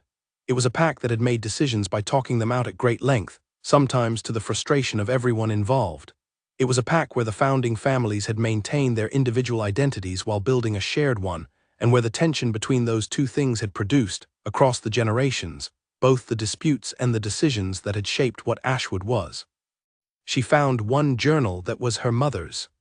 She knew it was her mother's because the name inside the cover was the same name that was in the founding survey, and because the handwriting was careful and particular in the way she had begun to recognize from her own. She did not know when she had begun to compare her handwriting to the idea of her mother's, but she had, and the journals matched the comparison in her head. The journal covered 3 years, the years when Alara was born and when her mother was Alpha. She read it in the evening of the library day, sitting at the table with a lamp because the light had gone, and the reading took 3 hours, and she sat very still while she read it. Her mother had been afraid. Not of the alpha role, she had been confident in that, in the specific way of someone who had grown into something and found it fit. She had been afraid of what she had noticed in the packed territories around her, a quality she described in the journal as a slow narrowing, a contraction of generosity, of shared purpose, of the fundamental willingness to see the people around you as people rather than variables. She wrote, "I do not know if this is the age or if it is something more local. I only know that the cure for narrowing is not to be narrow back. The cure is to keep the view as wide as you can make it, even when the view includes things you would rather not see." Alara read this sentence 3 times. She copied it into her working book. She sat in the library after the lamp had burned low, and she thought about her mother's hands writing this sentence, in this room, in a year when Alara was less than a year old, and had no understanding of anything except the immediate fact of being fed and warm. She thought about the unbroken thread of it, the founding survey and the journals, and the sentence about narrowing and the water dispute that she had resolved by asking the question underneath the question, and the accounting ledgers and the drainage channel and the 43 names. She thought about Selim writing her name in a ledger. She thought about the question he was still holding, waiting for her to answer. She went back to the borrowed house and slept, and in the morning she wrote to Selim. She wrote, "I found my mother's journal in the library here." She wrote that the cure for narrowing is to keep the view as wide as you can, even when the view includes things you would rather not see. I thought you would want to know that she said that, because it seems to me like the kind of thing that explains a great deal about how you run the correspondence system here, and also about why it matters. She sent the letter and went back to the council work, and Selim's reply came back in 6 days. "I will want to read the journal when you are ready to share it, not as documentation, because she was someone I should know something about, and you reading her words is the beginning of that." She read the letter twice. Then she put it in her working book, beside the sentence about narrowing. She wrote to Selim that night, sitting at the small table in the borrowed house by lamplight. She wrote, "The accounting records here are a system of 3 separate and mutually suspicious ledgers that have not been reconciled in 6 years. I have started a new one. It took 3 days. The pack's real financial picture is now visible, and it is better than they thought it was. The problem was not money, it was information. I think this is true of most administrative problems." She paused, then added, "There is a woman here named Frida who has been doing excellent work with inadequate tools. She deserves better tools. When I have the standing to give them to her, I will." She folded the letter and addressed it and put it with the correspondence going north, and went to bed and slept well. He wrote back within 5 days. He wrote, "Information as the underlying problem is correct in my experience also. The pack councils who have the clearest understanding of what they actually have make the best decisions and also have the fewest disputes, because most disputes are arguments about resources that both parties would not have if they could see the full picture." And then, "Frida sounds like someone worth knowing. Tell me more about what you are finding when you write next." She wrote next 10 days later. She had by then sat in on 3 council meetings and helped resolve the boundary dispute between 2 families that had been running for 3 years, and had spent several afternoons talking to pack members in the way Gideon said her mother had done, walking, not sitting, which kept the conversations from becoming formal and therefore dishonest. She had found that people in the pack were waiting for something they did not know how to ask for. Not authority, exactly. The council was providing authority, something more specific, the sense that the person at the head of things could see them individually and cared what they found when they looked. She wrote this to Selim, and he wrote back, "That is what the founding line actually means, not the legal classification. What you just described." She carried that letter in her bag for the rest of the 6 weeks. The water access dispute had been running for 3 years before Alara arrived in Ashwood, which meant it had predated the current council structure and outlasted 2 separate mediation attempts, and the 2 families at the center of it, the Hendersons on the east side and the Carvers on the west, had reached the particular stage of long disputes where the original issue has become secondary to the accumulated weight of feeling wrong for an extended period. She heard about it in the first week, from Hartley, who mentioned it in the resigned tone of someone describing a situation he has tried to influence without success. "What is the original issue?" she said. "A stream that runs between the 2 properties," Hartley said. "The Henderson side is higher ground. When they dam the flow for irrigation, the Carver side gets less water in dry months. The Carvers say the Hendersons are taking more than their share. The Hendersons say the Carvers have not invested in proper irrigation infrastructure and are therefore dependent on the Henderson family not using what is legally available to them. Are the Hendersons correct about the legal availability? Under the Water Rights Registry, yes, Hartley said. They have the upstream position and the filing is in order. And is the Carver side suffering genuinely in dry months? Yes, Hartley said. Their summer yields have dropped 40% over the past decade. She thought about this for a day. Then she went to see the stream. It was a Wednesday morning in the second week, early enough that the light was still low and the ground held the cold of the night. She walked both sides of the stream property, taking the time that was needed rather than the time she wanted to take. She looked at the Henderson Dam structure, which was competent and not excessive. She looked at the Carver irrigation setup, which was genuinely inadequate but in ways that were expensive to fix. She walked back to the settlement and went to see the Hendersons. Then she went to see the Carvers. She did not go as an authority figure. She went as someone who had looked at a thing and had questions about it. She asked the questions she had from the looking. Both families answered her, in the careful way of people who have become accustomed to managing their presentation in disputes. But she had spent 20 years reading presentations, and she was good at finding the thing underneath them. What was underneath was straightforward. The Hendersons were not trying to harm the Carvers. They were using the water they had a legal right to use. The Carvers were not trying to be unreasonable. They were trying to sustain a farm that could not sustain itself on the water that remained after the Henderson usage in dry months. The actual problem was not the water rights. It was that no one had looked at the system as a whole and asked what a solution that worked for both sides would require. She brought both families to the council hall on a Thursday afternoon and she sat at the table across from them and she said, "I have walked both properties. The Henderson water use is legal. The Carver yield problem is real. These two facts are both true and the question is not which one wins, because in a small pack nobody wins when a working farm loses 40% of its yield. The question is what would actually fix this." The Hendersons looked at her with the cautious expression of people who have been in a dispute long enough to distrust the appearance of reasonableness. The Carvers looked at her with the cautious expression of people who have been told their problem is real and are waiting for the reversal. She said a second storage tank on the Carver side, fed by diversion during high-flow months when the stream has more than both sides need, would give them the dry month buffer they need without requiring any reduction in Henderson usage. The Hendersons said, "That is an expensive piece of infrastructure." She said, "Yes. What would the Hendersons be willing to contribute to it, given that the current situation is also expensive for the pack as a whole in terms of ongoing dispute management, council time, and community cohesion?" She watched them both absorb this framing. The reframing from who is right to what does this cost the pack, and how do we share that cost was not an original idea. Gideon had said something similar to her when she had asked how her mother used to approach disputes, but the framing landed differently in the room than it had in the abstract. Over the following 2 hours, they worked out an arrangement. The Henderson family would contribute 1/3 of the infrastructure cost. The Pack Council would contribute 1/3 from community resources. The Carvers would carry 1/3 over 3 years. The tank would be installed before the summer's dry season. Both families signed the agreement. She walked out of the council hall into the late afternoon, and Gideon was standing outside with his hands in his pockets, looking at the sky. "Your mother," he said without turning around, "used to say that the answer to most disputes was finding the question they were actually asking."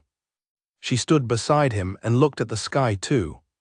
"What question were they actually asking?" she said. "The same question most disputes are asking," he said. "Is anyone going to actually see this, or are we just going to be right and still suffer?" She thought about that.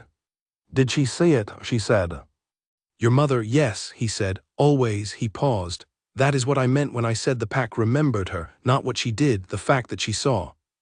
She was quiet. "I do not know if I can do what she did," she said. "You resolved a 3-year dispute in 2 hours by walking both properties and asking different questions," Gideon said. "You are already doing it." She did not argue with this, not because she agreed exactly, but because arguing with it would have required her to be modest about something that had actually worked, and she was trying to be accurate rather than modest. She wrote to Selim that night about the water dispute in full detail, including the financial structure of the resolution and how she had arrived at it. She wrote it not as a report but as thinking out loud, the way she had begun to write to him, working through the thing on the page in a way that assumed he was interested in how she had thought about it, not just what the outcome had been. He wrote back, the framing shift from who is right to what does this cost the pack is correct and rarely used.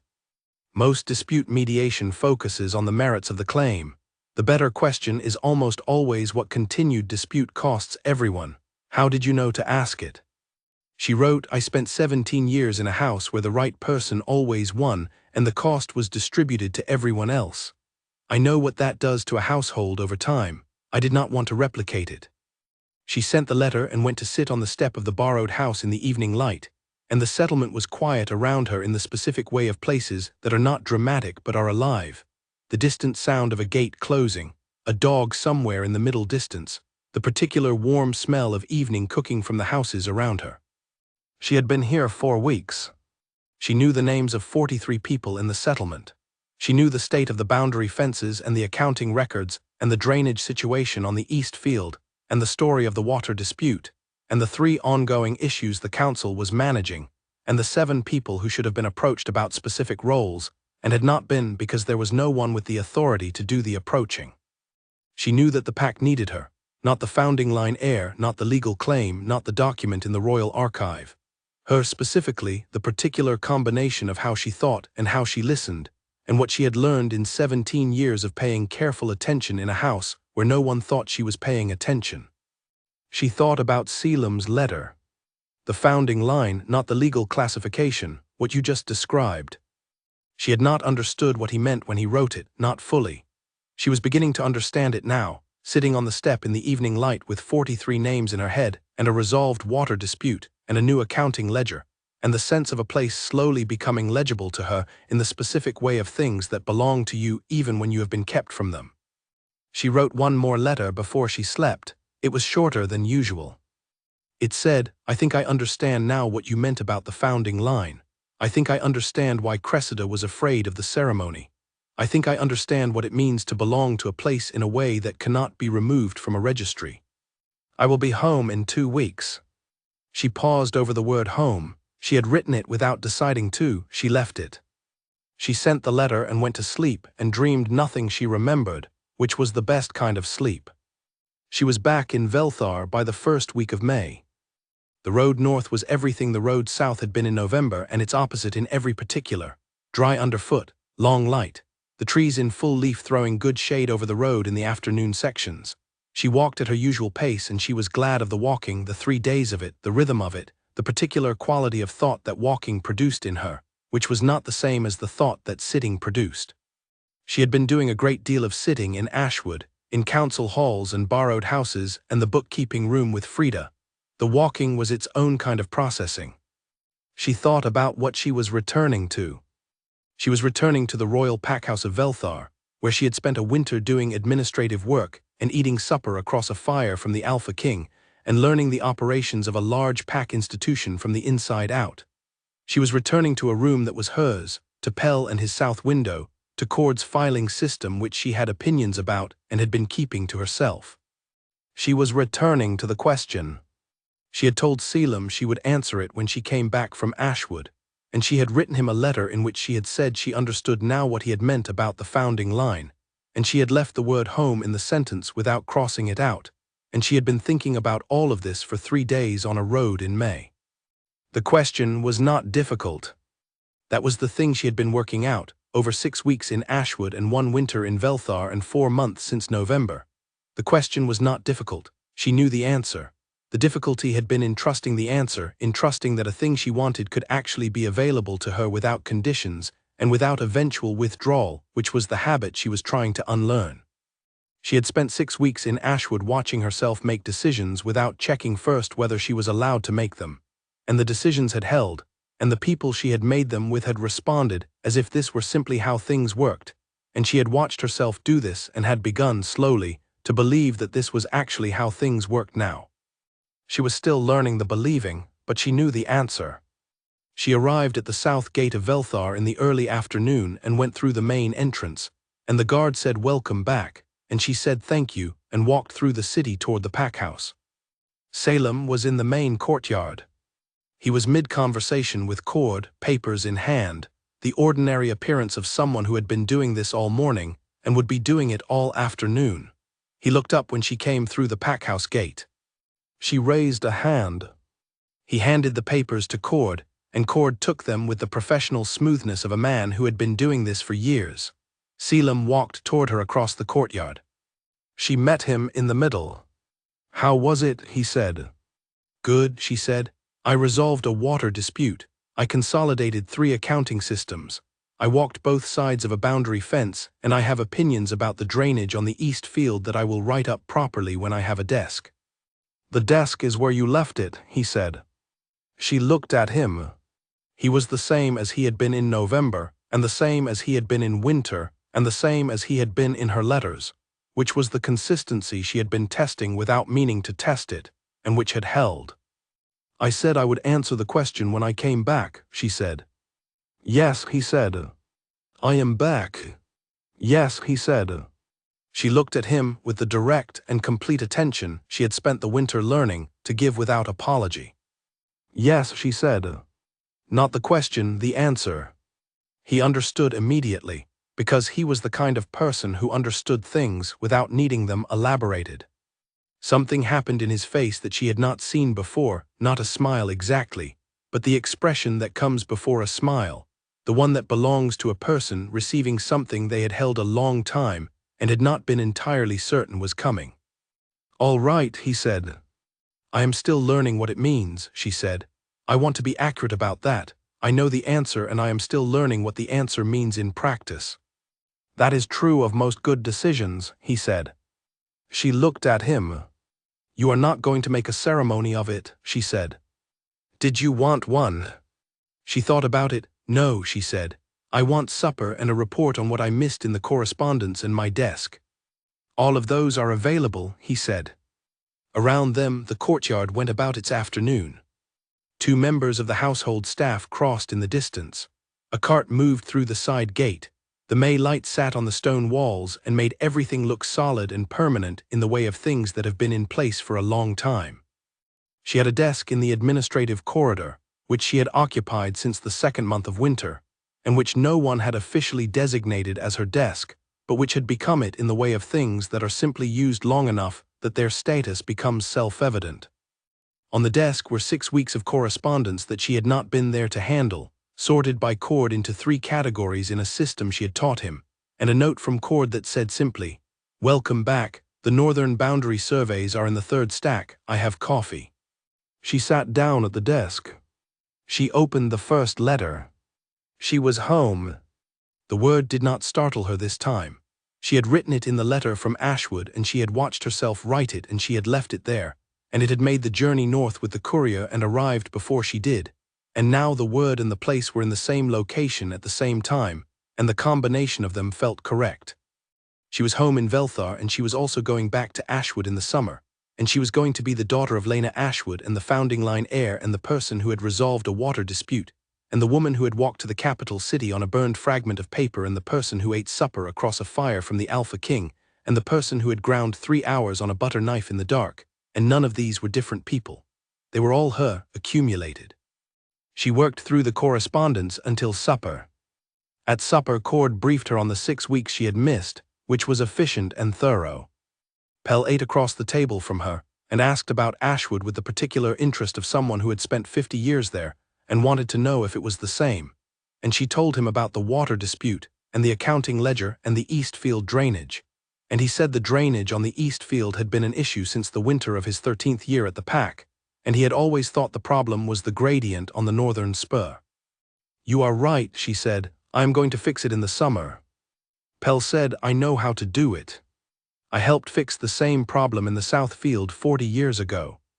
She said, "Then you're coming with me to Ashwood in the summer." Pell said, "I am 72 years old." She said, "The road is dry in summer, and the carriage is comfortable, and the room on the east side of the settlement has a south window." Pell was quiet for a moment. He said, "I will think about it." Which meant yes, and she knew it meant yes, and she did not press it. After supper, when the table had cleared and the household had gone about its evening, Selim came to the doorway of the administrative corridor and looked at her desk with the lamp burning and the stacks of correspondence on either side. "You are still working," he said. "I have been gone 6 weeks," she said. "The northern boundary surveys are interesting. Come look at this section." He came and looked at the section she was pointing to, leaning over her shoulder to see the map, and she showed him the anomaly in the survey markers that suggested the original boundary had been set at an incorrect point, and that 2 packs had been operating under a misapprehension for 40 years. "That is going to generate a significant negotiation," he said. "Yes," she said, "but it is better to know it than not know it. If we know the map is wrong, we can fix the map. If we do not know, the dispute will arise eventually anyway, and we will have less leverage because neither side will have come to us first." He looked at the survey for another moment. "How long did it take you to figure this out?" he said. "About 40 minutes, she said. He straightened. The previous survey team spent 2 weeks on this section. They were looking for inconsistencies with the established record, she said. I was looking at the geography and then at the record, which is a different order. He looked at her with the expression that he had when he had just received information that changed his picture of something. "You need to be in the survey reviews," he said. "I have been thinking the same thing," she said. He pulled the chair from the adjacent desk and sat down and said, "Show me the rest." She showed him the rest. They worked through the northern boundary surveys for 2 hours by lamplight, and she explained what she had found and why it mattered and what she thought the correct approach was. And he listened and asked questions and twice offered different interpretations that she considered and once agreed with and once did not. And she explained why she did not, and he updated his position. At the end of 2 hours, the stack was annotated and organized, and the next steps were clear. "Tomorrow," he said, "I want you in the survey review meeting, not as an advisor, as the lead reviewer." She looked at him. "I do not have that designation," she said. "I know," he said, "I am giving it to you." She was quiet for a moment. "You are not asking me if I want it," she said. "Do you want it?"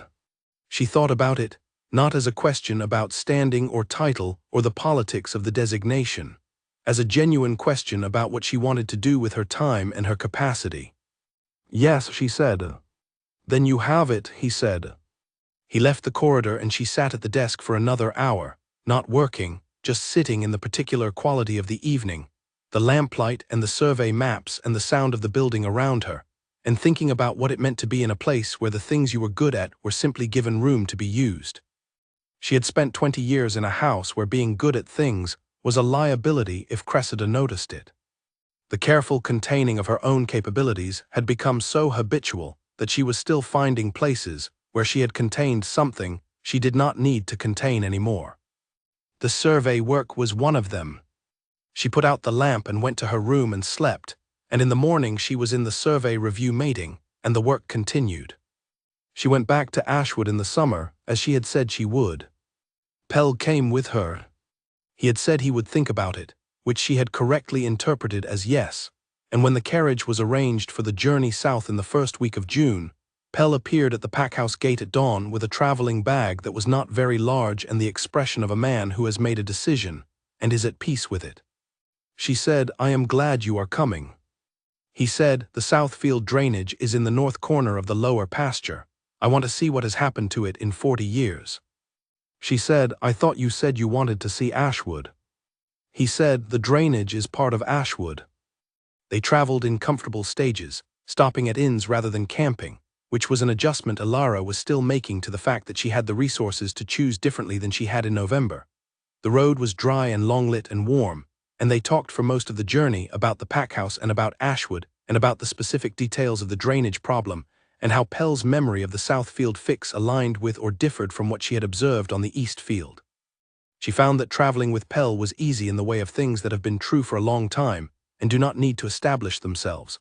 They had been moving around each other in the Ashwood packhouse for 20 years without ever having a real conversation, constrained by position and circumstance, and the particular impossibility of candid speech in a house where speech had costs. Now they talked like people who have many things to say, and had simply been waiting for the conditions that allowed it. Gideon met them at the boundary. He looked at Pell the way you look at someone you last saw in a different context and have to recalibrate for the new one. Pell, he said. Gideon, Pell said, the Eastfield drainage. What has happened to the north corner since the spring survey? Gideon looked at Alara. She said he knows about drainage. Gideon said he has been at the Ashwood Packhouse for 50 years. Pell said 52, I know this land. Gideon considered this and then said, come and see. The summer visit was 6 weeks, the same as the spring visit, and it was different in every way that the season was different, fuller, warmer, longer lighted. The pack at the peak of its working year with the fields producing and the livestock in good condition and the general quality of a community that is doing the thing it exists to do. She worked differently in summer. In spring she had been assessing and organizing, looking at the systems and finding what was wrong with them. Now she knew enough of the systems to operate within them, and the work shifted from diagnosis to action. She helped coordinate the summer field management. She sat in the council meetings and spoke more than she had in spring, not because she had decided to speak more, but because she had more to say, because she knew more. She continued the accounting work with Frida, who had learned the consolidated ledger system and was now running it with the competence of someone who has been given a tool that actually fits the job. Pell went to the drainage. He spent 3 days looking at the Eastfield drainage problem with the methodical attention of someone who has a great deal of practical knowledge and no particular hurry. He talked to 2 older pack members who remembered the Southfield fix and compared notes. On the 4th day he told Alara that the problem was the gradient on the northern spur, exactly as he had suspected, and that the fix required redirecting approximately 20 feet of channel and reinforcing the bank at the turn. She said, do you know how to do the redirect? He said, I have done it before. I will need 2 people who are not afraid of getting muddy. She said, I am not afraid of getting muddy. He said, you are the heir to the alpha seat. She said, the alpha seat does not require me to stay dry. They fixed the drainage on a Thursday in late June, with 2 of the pack's younger wolves and a good quantity of mud, and the specific satisfaction of fixing a thing that has been wrong for a long time. The water ran the correct direction by the afternoon. Pell stood at the edge of the channel with mud on his boots and his hands, and looked at it with the expression of a man surveying a solved problem. The Southfield one held for 40 years, he said. This one should hold longer. The bank material is better. She stood beside him and looked at it and thought about 40 years and 52 years, and what it meant to fix things that outlasted the people who fixed them. The water dispute families came to thank her during the 2nd week, which she had not expected. The Henderson family brought a jar of preserves, and the Carver family brought a round of cheese, and they arrived at the council hall within 10 minutes of each other, which she suspected was not a coincidence. She said, the storage tank plan, how is it progressing? The Henderson eldest, a woman in her 40s named Clara Henderson, said they had engaged a builder and the foundation work would begin before the harvest. The Carver eldest, a man named Ned Carver, said the council had committed its share of the funding. Alara said, good. Before the summer ends, I would like someone to walk me through the design so I can understand whether the capacity is sufficient for dry month needs. Sometimes the initial estimates for this kind of infrastructure are too conservative. Clara Henderson said, my husband designed it. He would be glad to walk you through it. Ned Carver said, we could all walk through it together if that is acceptable. She looked at them both, the 2 families who had been in dispute for 3 years, sitting across from each other in the council hall without the particular rigid quality of people managing a confrontation, just 2 families discussing a shared project. That would be very acceptable, she said. In the 2nd month of the spring visit to Ashwood, a delegation came from a neighboring pack called the Birchwood Pack, which shared a long boundary with Ashwood on the northern side. The delegation was 3 people, the Birchwood Alpha's second, a woman named Hessa who was also the boundary manager, and 2 record keepers, and they came with a specific and bounded request to review the shared boundary records and formally acknowledge a section that had been under informal agreement for 30 years but had never been officially documented. Alara met them in the council hall. She had been in Ashwood 4 weeks at this point, and she had the beginnings of a feel for it, for how it moved, for what its rhythms were, for the specific quality of the place that was different from Velthar in ways she was still learning to name. Velthar was a seat, a center, a place things moved toward. Ashwood was a working place. The things that moved here moved in circles rather than toward a point, the daily and seasonal rhythms of a community engaged in sustaining itself.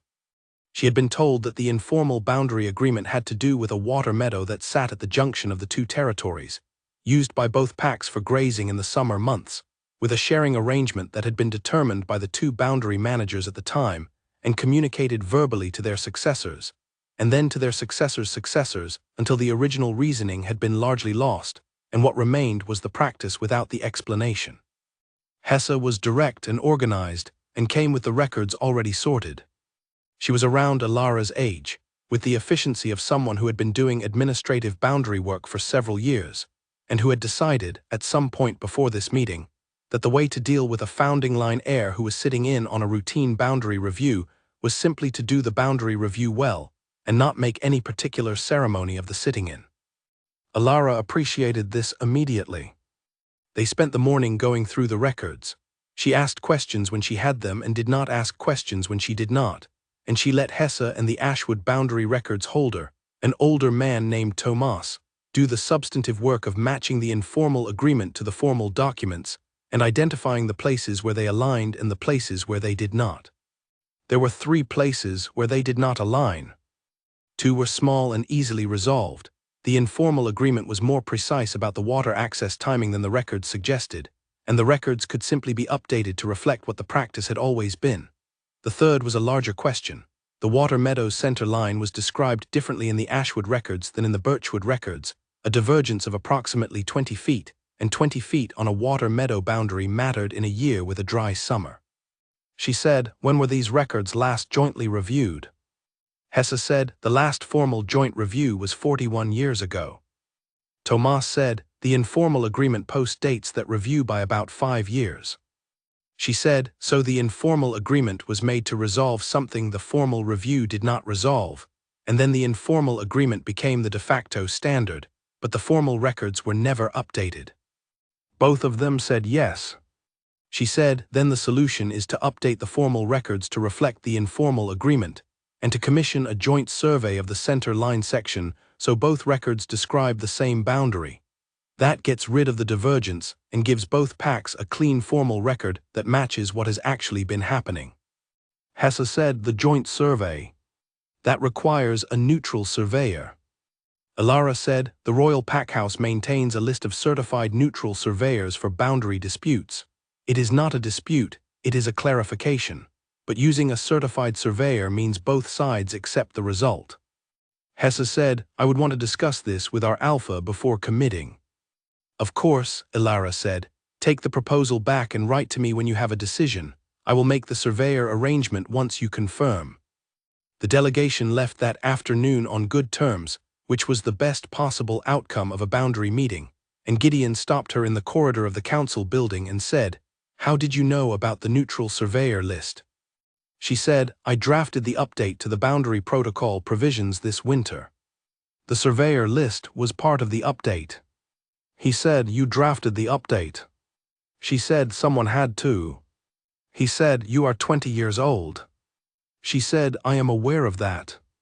He looked at her with the expression he had sometimes that was part amusement and part something older, the look of someone watching a pattern complete itself. "Your mother," he said, "resolved a boundary question in her first year as Alpha that had been unresolved for 15 years. She did it by asking both sides to show her the boundary they were describing, separately, and then showing them that they were describing the same boundary in different language." Alara said, "The resolution method was different." "The instinct was the same," he said. "Find the actual thing and describe it accurately. Stop arguing about the descriptions." She thought about this. "Is that what she did?" she said. "In general, is that the approach she had?" He said, "In general, yes. She had a low tolerance for conversations about things that were not the actual thing. She would stop a meeting and say, 'We are describing our feelings about this, not the thing itself, and those are related but separate problems.'"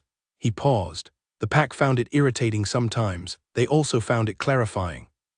Alara said, "Which did they find it more?" He said, "Clarifying in the long run, irritating in the moment." She said, "I can live with that." He laughed. She had heard Gideon laugh perhaps 3 times in the combined weeks she had spent in Ashwood, and it was a genuine laugh, brief and real, the laugh of someone who is not often surprised and has been surprised. She wrote to Selim that night about the boundary meeting, and about the water meadow, and about what Gideon had said. She wrote, "I have been thinking about the difference between describing feelings about a thing and describing the thing itself. I spent 20 years being told a description of myself that was not accurate. I wonder if what I have been doing since November is finding the accurate description." He wrote back, "What do you think the accurate description is?" She thought about the question for several days before she answered it. She wrote, "Someone who knows how to look at things directly, including the things that are inconvenient to look at, and who has a low tolerance for the gap between what is said and what is true.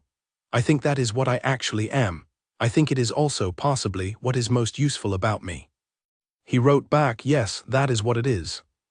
She wrote to Selim that night as she did every few days from Ashwood in the established rhythm of their correspondence.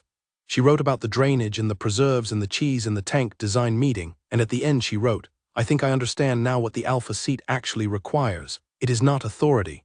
It is the habit of asking the question underneath the question. My mother apparently knew this. I am learning it." He wrote back within the week, "You have been doing it since before you had the standing to do it. The standing is just the formal permission to do what you are already doing." She read this sitting on the step of the house on the east side of the settlement in the evening light, and she thought about formal permission and what it meant to be given permission to do what you were already doing. In the last week of the summer visit she sat with the full council and she said, clearly and directly and without ceremony, "I am not ready to take the alpha seat this summer. I will be ready in the autumn. I would like to come back in October, and I would like to formally accept the seat in a way that the pack chooses and is comfortable with, not in a way that is imposed by the Royal Archive or the founding line classification." Gideon said, "The pack will decide what is comfortable." She said, "I know, I am asking you to tell me what that looks like."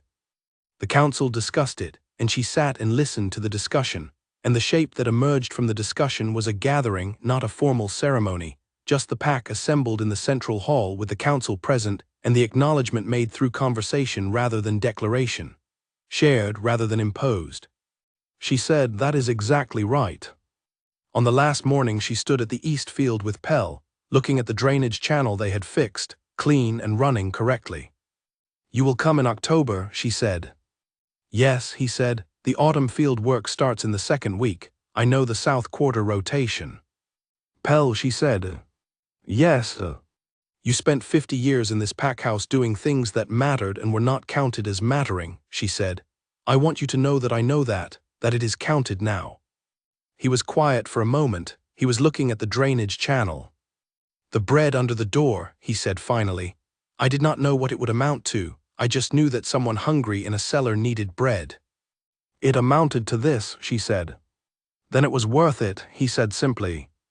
They walked back to the settlement, and she said her goodbyes, and she and Pell traveled north together in the summer warmth, and she arrived back in Velthar in the first week of August. The morning before she left Ashwood at the end of the summer visit, she went to the library one final time. She went early, before the settlement was fully awake, with a cup of tea she had made in the council building kitchen. The library was quiet and cool in the August morning, with the dense layered smell of old paper and accumulated time. She sat at the table with her tea and her working book, and she stayed for an hour without reading anything, just being in the room. She had been in a great many rooms in the past 9 months. The archive room where her name had been found, the side room with 3 chairs where she had said yes to showing someone a fragment of burned paper she had been carrying for 4 days, the administrative corridor with the desk that was hers because she had simply used it long enough, the map room where she had drawn the courtyard in graphite on the back of a registry draft, the pack house cellar with its absolute dark and its damp smell and the particular quality of 3 days of patient, focused work. The library was becoming one of her rooms. She opened the working book. She looked at the sentence she had copied from her mother's journal. "The cure for narrowing is to keep the view as wide as you can make it, even when the view includes things you would rather not see." She thought about what she would write in a journal of her own. She thought about the shape of the past 9 months, the direction of it, the quality she was beginning to name. She would write, "I have been learning what it means to be seen, which is different from what I expected. I expected exposure. I did not expect permission." She would write, "The view from where I am now includes things I would rather not see. 20 years of what was done to contain me. A sealed document and a burned envelope, and a library full of journals that no one read.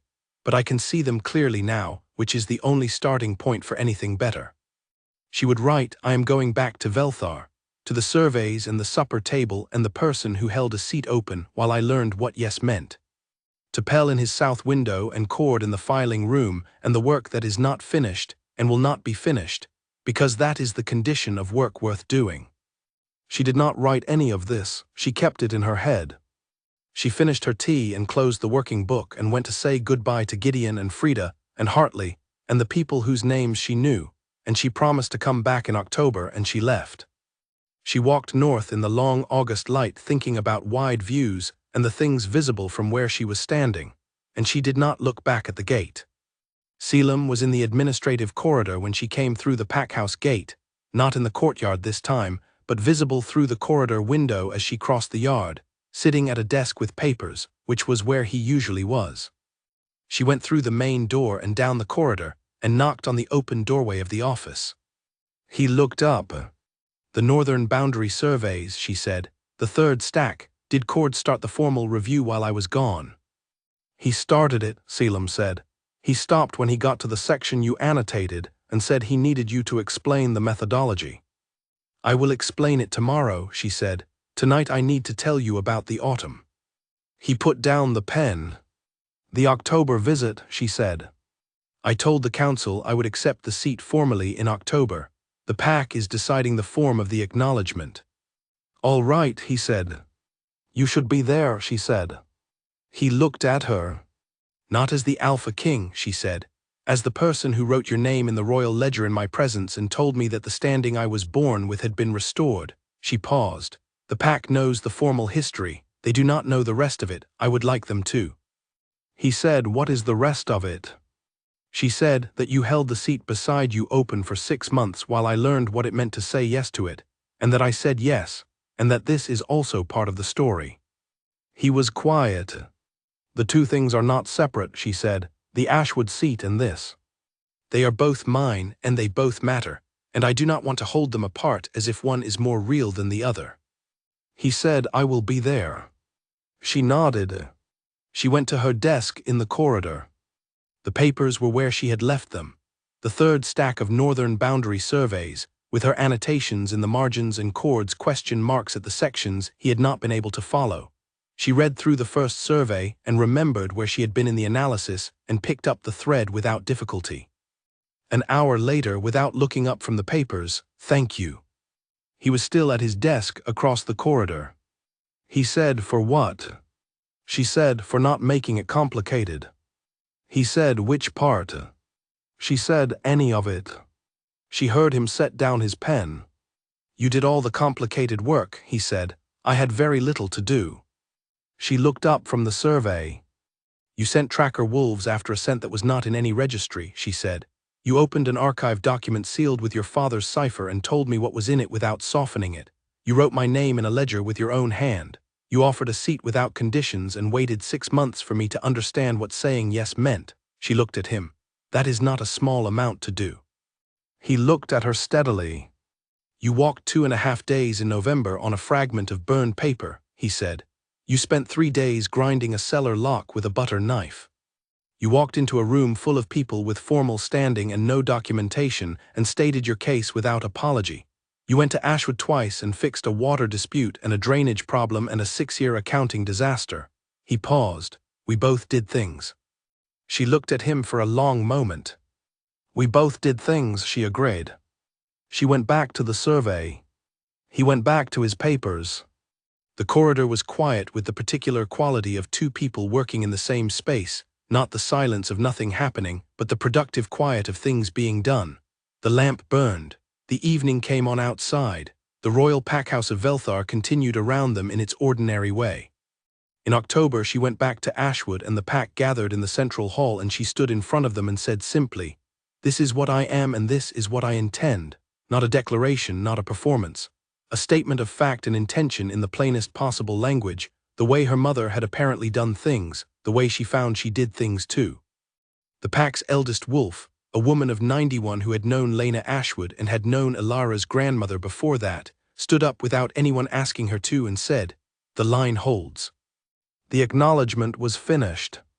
After, in the pack house where the pack shared a meal together, Selim stood beside her, and she could feel the particular quality of his presence in the way she had learned over a year of suppers and surveys and corridor conversations and letters, solid, attentive, not performing anything. She said quietly so that only he heard it, "The line holds." He said, "Yes." She said, "I used to think that phrase was about continuity, that it meant the bloodline survived." "It does mean that," he said. "It also means," she said, "that the thing the line is made of, whatever quality it was in my mother and her mother and however far back it runs, holds. It does not break, under pressure or long hiding or a cellar lock or a burned envelope or 17 years of being made invisible. It holds." He was quiet. "You held," he said. "I held," she said, "and now I am here." Around them the pack ate their meal and talked, and the hall had the warm noise of a community doing what communities do when they are well. And outside, the October night was coming down over the Ashwood settlement, and Pell was in the corner talking to the drainage-knowledgeable older wolves about the South Quarter rotation, and Gideon was at the head of the table looking comfortable in a way that suggested a long tension had been resolved, and Ilara stood in the middle of all of it and felt, without ceremony and without announcement, that she was exactly where she was supposed to be. She had earned it. Not the founding line, not the legal classification, not the seat itself, those had always been hers. She had earned the knowing of it, the certainty that a thing being yours is not the same as claiming it, and that claiming it is not the same as deserving it, and that deserving it is not something you inherit. It is something you do. Over and over in the ordinary mornings, with the work in front of you and the right question underneath the wrong question and the patience to find it, and the presence to act on it when you do. She was going to keep doing it. She was going to do it in Velthar and in Ashwood and on the road between them, and in the survey reviews and the correspondence and the council meetings and the supper table and the administrative corridor late at night with a lamp burning, and a stack of papers that needed someone to look at them in the right order. She was going to do it with Pell in the south window and Cord in the filing room and the Hendersons, and the Carvers standing in a field together looking at a storage tank that was going to hold enough water for all of them through the dry months. She was going to do it alongside a man who had held a seat open while she learned what yes meant, and who had meant what he said across time, and who had written her name in a book with his own hand because she had been kept from enough things. The meal continued.